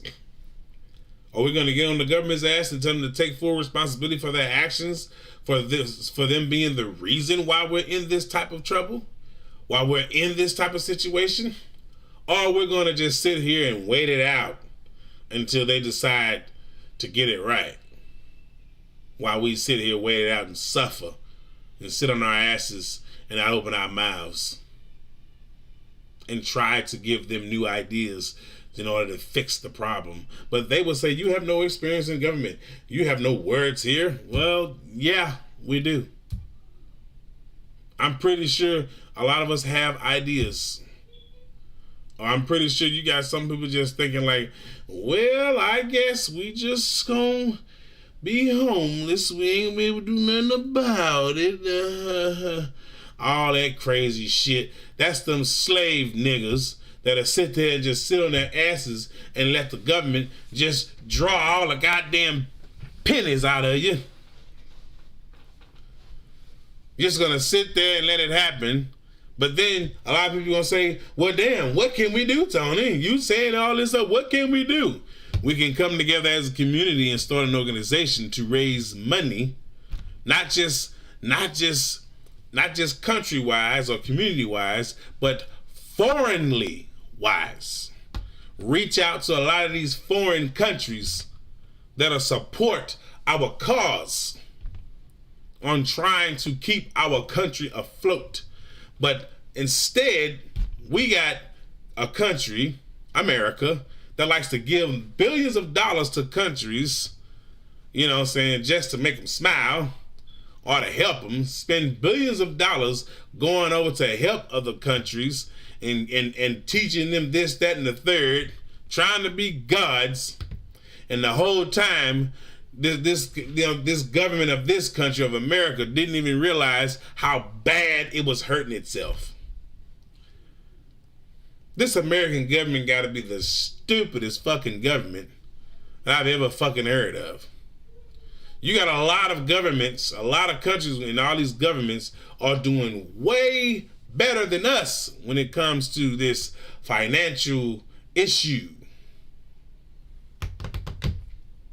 Yes. And look at that, y'all. I forgot to change the news bar again. Oh, well. Y'all know what we're talking about. Y'all know exactly what we're talking about. What will we do as a people? What will the government do when the people come for answers? When they have no jobs, no money, no food, can't support themselves or their family, can't feed their children, can't pay their house mortgage, can't pay their rent, can't go to work because there's no money, get laid off, fired, because the job only has enough money to only give a certain amount of people money, or can't go to work, period. What will we do when there is no more financial stability? What will we do? Let's come together and figure something out. It's time for the government to reach out to the communities and get new ideas and see what the people of the community can do to help, and stop being so power struck and controlling of every goddamn thing and being the top motherfucker like you just got it all under control, and come to your community and get help. Instead, you block your communities. You block your cities. You block the people that have been standing tall on the front lines of each community, of each city, that has been trying to keep this country fucking afloat. Because all the government does, all the United States government do, is continue to just use, lie, deceive, and doing what the fuck they want, all behind our backs. And then lying to us and telling us they didn't do it, like children. The question is, what will we do? That's the question. Because winter is coming. And I don't mean the season. I mean the motherfucking day of reckoning. The day where the day is going to come when there is nothing left, and people are gonna run around like they got their heads chopped off, and people are gonna run around like savages. What are we going to do when we have no more money left in government to support the people of this country? What are we going to do if we run out of money in the government? What are we going to do? What are we going to do? Who are we going to go to? What's going to happen if people start losing their jobs and can't afford to pay their rent, their mortgage, their car note, feed their family, feed their children? What are we going to do about that? What are the ideas that we can come up with as a community, as a country, as a whole, as one, to keep us from even touching this result? What are we going to do, people? Ask yourself that question. What exactly are we going to do if the government truly does run out of money, all because they can't get the debt ceiling under control? It is up to us. It is up to us as a people. Now there's no goddamn government no more. All of us together, even all the motherfuckers that's in government, all of us together, it's up to us to keep this country from falling apart. But if we're just going to sit around and not going to come together, and we're not going to do nothing with each other, and we're going to bicker and argue who's going to be the fucking leader, who's going to be top dog, who's going to run it, then we're not going to get any goddamn well. If we're going to run around holler about, oh, I got more experience, you don't know nothing, then we're not going to get anywhere. So, what are we going to do? What are we going to do? That's the big question. What are we going to do? Okay, y'all. Here we are at our final story. I know, I'm pretty sure y'all want more, but I can't give you all of it. Well, it's not like it's not a billions of stories that I can do, but still, I know you want more. If you want this last one, press 2 right now. If you want this last one, press 2 right now. Come on, people, press 2. If you want this last one, because see, I don't know how y'all gonna feel about this one. I know how I feel about it, but I don't know how y'all gonna feel about this one. Excuse me. If you want this last one, press 2 now. Nobody gonna press 2? Really? Okay. So I guess you don't want the last one, you know. Okay, y'all. So the next topic and the very last topic that I'm going to be talking about tonight. Okay? If you were not here for all these topics, you'll just have to go to my YouTube or my Facebook and press rewind or replay it, and you'll get to see the entire story, the entire chronicle. All right? So here we go on the next topic. Now, I don't know how y'all gonna feel about this. I'm not a conspiracy theorist, but I am a knower. I am a person that knows, and that's not stupid. I research everything that I do. All right? I research and study and always tend to, you know, grab on everything that I can to get information. And whatever I research, I can talk about it. So if you ever watch my lives, you know, you'll see that I know what I'm talking about. And if you feel that I don't know what I'm talking about, then hey, you are more than welcome to find somebody that will speak to your liking.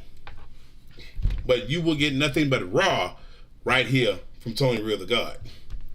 Okay, so the next story is about a strange radio wave coming from the heart of the Milky Way stumped scientists when they heard it. Okay? So we got strange radio waves coming from space. Scientists can't explain what, you know, saying exactly what it is, but they have given a theory and an opinion. So let's go ahead and get into that story right now. Let me go ahead and change this topic too, because I forgot to do that the last few stories. So I'm gonna go ahead and do that now, y'all. Let me just put that up here right quick. So if y'all like to hear about things like this, then stick around and we are going to get into this story. And I'm glad that y'all can join me. Please give this video a like. If you don't mind, please like the video. Please like it on my Facebook page, and also please like the video on my YouTube channel, Tony Real the God Chronicles. Okay, y'all, so here we go. The title of this is Strange Radio Waves Coming from the Heart of the Milky Way that pretty much surprised these scientists. So let's get into that and let's deliberate. And I will say this, at the end of this last story, I will be taking call-ins because the number is right on the screen. So I would love for all of you to call in and let me know y'all opinions about all of these mind-blowing great stories that I have done tonight. And there will be more to come, y'all, okay? But don't call in yet. Let's get to this last story, and then I'm going to open up the phone line, and I want you to call in and give me your opinion. Let's deliberate. So hold on. Let's get to this last story right now. Okay. As you can see, right here, y'all, it says a previously unknown stellar object was first spotted during a sky survey using the ASCAP radio telescope at the Murchison Radio Astronomy Observatory in Western Australia. Okay, let's go up just a little bit right here. So it says here, space experts have detected unusual radio waves coming from the center of the Milky Way galaxy. The energy signal is unlike any phenomenon studied before and could suggest a previously unknown stellar object, according to a new study. So we have unknown stellar objects coming into our atmosphere or our space, if you want to say that. Okay? So whatever this unknown stellar object is, it's obviously extraterrestrial. It's not human. If you believe that there is other life other than us in this galaxy, please press 1. I'll wait for y'all to press 1. If you believe that there is other life other than us in this galaxy, please press 1. Nobody? Okay. So it says here, the brightness of the object varies dramatically, and the signal switches on and off apparently at random. This is what Mr. Zitang Wang said. He's the lead author of the new study in the Astrophysical Journal and a doctoral student in the School of Physics at the University of Sydney. So it says here, the strangest property of this new signal is that it has a very high polarization. This means its light excuse me, I'm sorry, I had a little belch there. This means that its light oscillates in only one direction, but that direction rotates with time. Okay, y'all? Now, I don't know how y'all, like I said, I don't know how y'all are on this type of information, but this is good information. This is pretty much more information that you probably ever have gotten when it came to discovering extraterrestrial beings or an unknown extraterrestrial object entering our solar system or atmosphere. This is great information. Let's continue to read.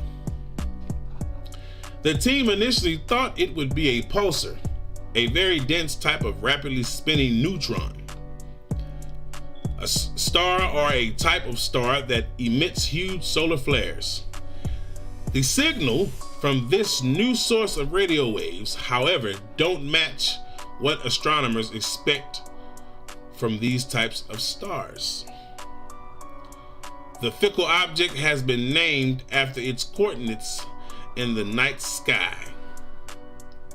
ASKAP, pretty much ASCAP. And these are the coordinates right here, y'all. So if you put these coordinates in your phone, or if you have some sort of technology that you can use for the coordinates, or Google or whatever, it'll show you the exact coordinates of where this stellar object is in the sky, what position it is. Or you can get this app, I forgot what it was called. It was an app where it will allow you to see real-time space images from the satellite within space. Okay. So it says here, y'all, this object was unique in that it started out invisible, became bright, faded away, and then reappeared. This behavior was extraordinary. And this is what Kothor Tara Murphy had stated, a professor at the Sydney Institute for Astronomy and the School of Physics at the University of Sydney. It says here, the object was initially spotted during a survey of the sky using the Australian Square Kilometre Array Pathfinder radio telescope, known as ASCAP, which has 36 dishes that work together as one telescope at the Murchison Radio Astronomy Observatory in Western Australia. Follow-up observations were conducted with the Parkes Radio Telescope in New South Wales and South African Radio Astronomy Observatories. Meerkat Telescope. However, the Parkes telescope failed to detect the source. So it failed to detect the source of where it was coming from. Incredible. So it says here, we then tried the more sensitive Meerkat radio telescope in South Africa because the signal was intermittent. We observed it for 15 minutes every few weeks, hoping that we would see it again. This is what Mr. Murphy had stated. So they spotted it and then didn't see it anymore. Really? So it says here, luckily the signal returned, but we found that the behavior of the source was dramatically different. The source disappeared in a single day, even though it had lasted for weeks in our previous ASCAP observations.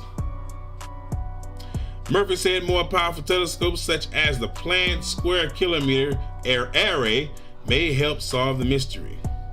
The array is an international effort to build the world's largest radio telescope that's expected to be completed within the next decade, within the next 10 years. What do y'all say about that? Do y'all still believe that we are the only ones in the world? Do y'all still believe that we are the only living organisms in this galaxy? My opinion is this, okay? This is my opinion.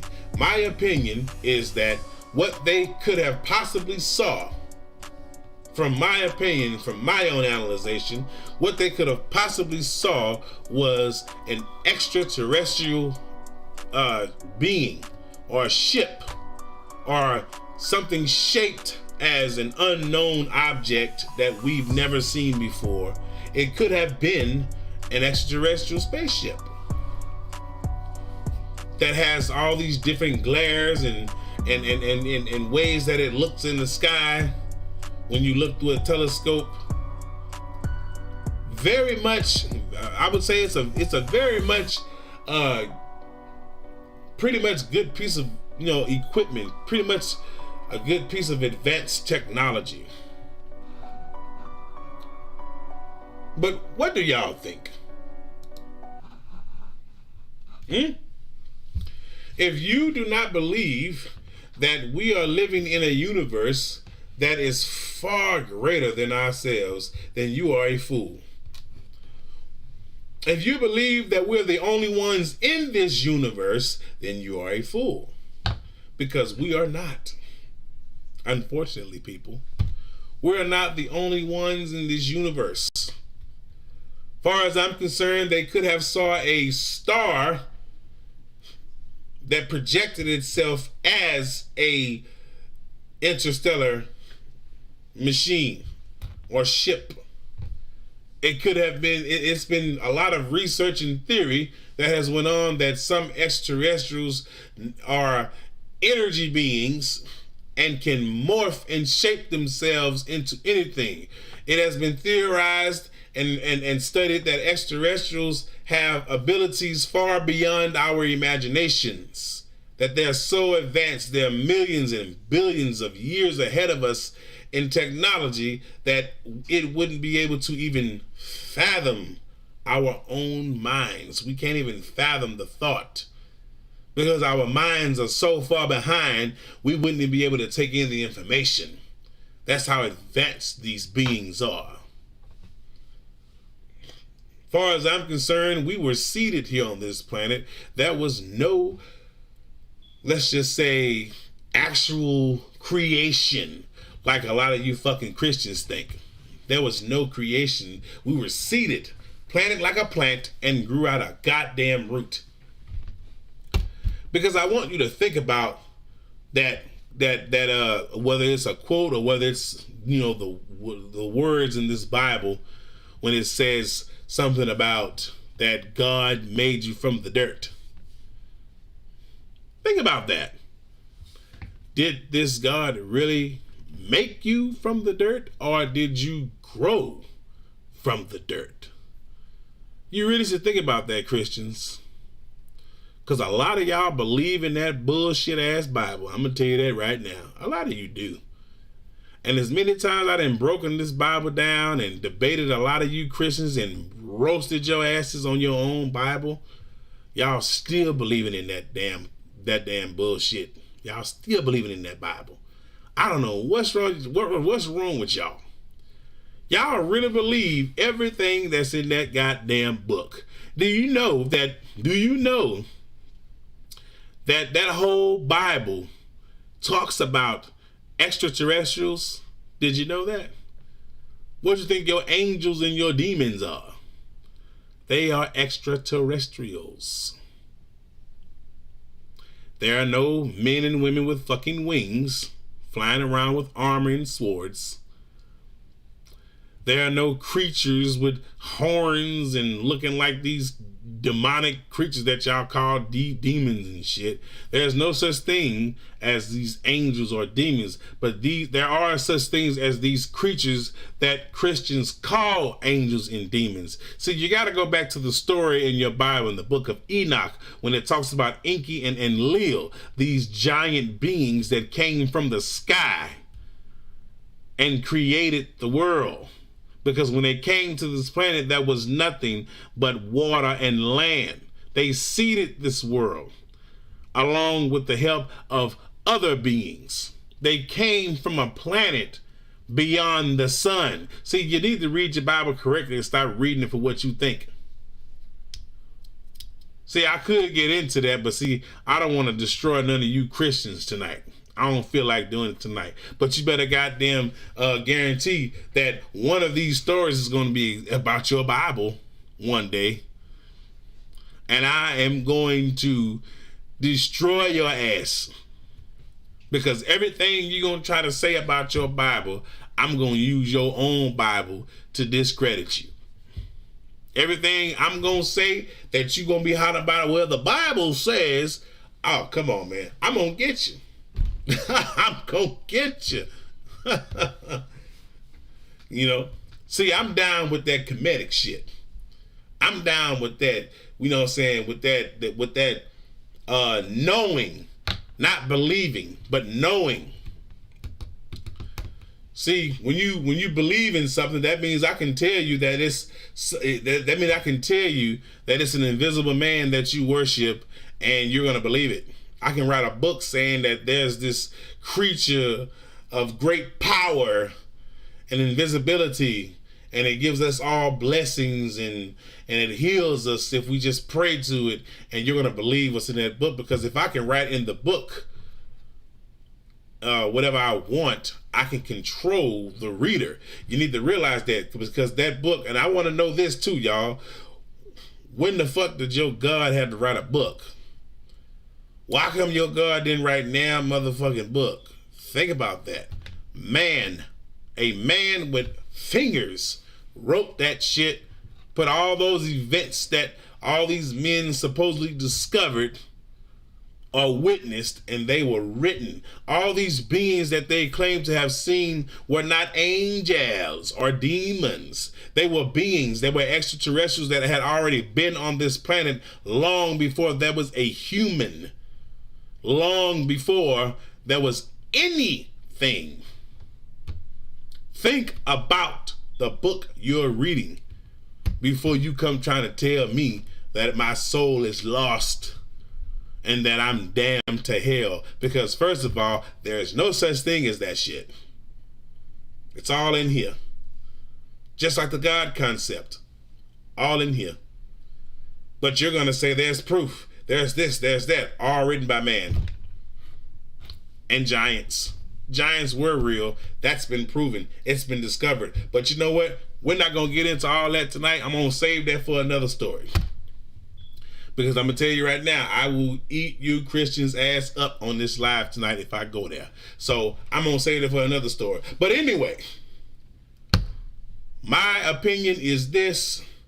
These creatures have been here for the longest. They've been in the solar system since before we were what we are today.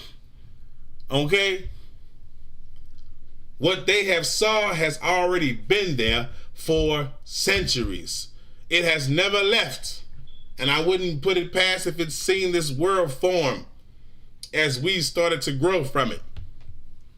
What they seen was something that had been there for the longest. And it moved itself about throughout our galaxy, making them believe it's some sort of interstellar object, unknown. And the whole time, we're the ones that are the unknown interstellar object.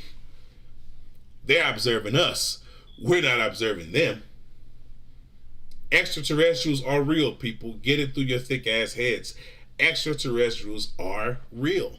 We are not the only living beings in this universe. Stop thinking that they are not real. They are real. So, in closing, I will say this. If you see something in your skies above you where you live, and it is not normal, or it's abnormal, or it's unusual, film it. Okay? This story about these radio waves with these scientists being astonished by what they're hearing, I guarantee you it's of a different language that they probably can't decipher, because it's a language that's not known to man or to this world. So hopefully I can do a part 2 to this, and it'll have a deciphered sentence or paragraph of what those radio waves were projecting to our satellites, to these satellites, or wherever the satellites are located that was getting this message. Australia, Africa, one of those, Wales. So let's just hope that these beings that they saw slowly hovering and moving about the space continuum, hopefully these beings are friendly. But if they're not, then hey, we better prepare. But there are some events that are about to happen in our world that we need to be ready to come up against, to confront, face. And will it be extraterrestrials? Maybe. Will it be some sort of extraterrestrial invasion? Probably. But we don't know yet. We don't know what these beings are preparing to do when it comes to nearing our future. Because I can guarantee you that they are preparing for something. And it has a lot to do with us. Very, very much so. We are a futile species to these advanced beings. We are nothing without our weapons. But they are more than we could ever be. So do you believe in these strange radio waves that are coming to these satellites and astonishing these scientists? Do you believe they can decipher these waves into a message? Do you think it's a possible message that they may be trying to reach to us? Or tell us? What do y'all think? In closing, I'll say this, man. You can be a believer, but I'd rather you be a knower than a believer. A believer believe an orange can jump a fence, but a knower will know that orange can't even lift itself off the ground. Get my drift? So, we have come to the end, people. So, phone line is open. Please call in and let me know what you think about these great, mind-blowing stories that we have done, that I have done tonight for y'all. Call in. The number's right there on the screen. 281-768-6479. Call in, people. Call in. Holla at your boy. Let's give a little deliberation. Call in, people. What's good? Tell me what you think. Call in. Come on, y'all. The number is on the screen. Hit your boy up. Give me your opinion about what you think about these stories. Did you like them? Did you love them? Tell me about it. What you like about it? What you disliked about it? If nobody want to call in, hey, I'll go ahead and continue and I'll close out. Call in, people. Call in. Hit your boy up. Let's talk about it. Let's talk about it, people. Call in.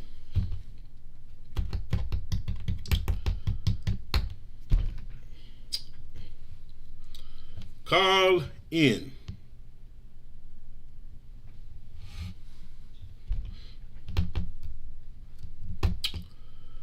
All right. Wait for a little minute, little sec. So remember, people, keep your ears and your eyes open at your skies.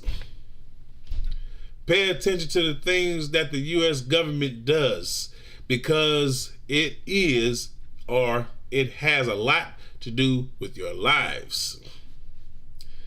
Don't steal money that you have to pay back and commit fraudulent behavior. And don't become a part of something that will cost you your life, far as your career as a police officer. So, this will be the end of this video. If y'all like this video, please like, share, comment, and subscribe to my channel, Tony Real the God Chronicles.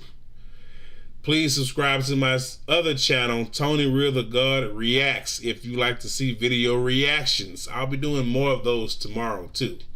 Okay, so this has been a hell of a show. This has been a great show. You know what I'm saying? It's time for me to go and relax and watch me a show. Yeah. Get me some food in me and chill out. If you're not gonna call in tonight, that's fine. Hopefully you didn't fall asleep while listening and watching me. So what I'm gonna do, I'm going to take this number down. I'm gonna take this number down. Ooh-wee. Yeah, I'm gonna take this down right quick.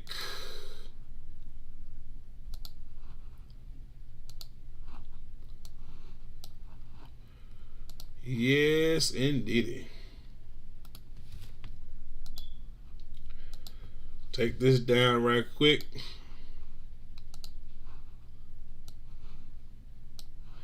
All right. All right, so I'm finna get out of here, y'all. But of course, you know I'm gonna play you out. Let's see what I got for y'all, man. You know, I'm gonna go ahead and get out of here, man. And take me a nice long break. And I will see you guys on tomorrow. Let me see what I want to play. I like this beat right here, y'all. I'm gonna play this one here. Here we go. Holla at your boy, man.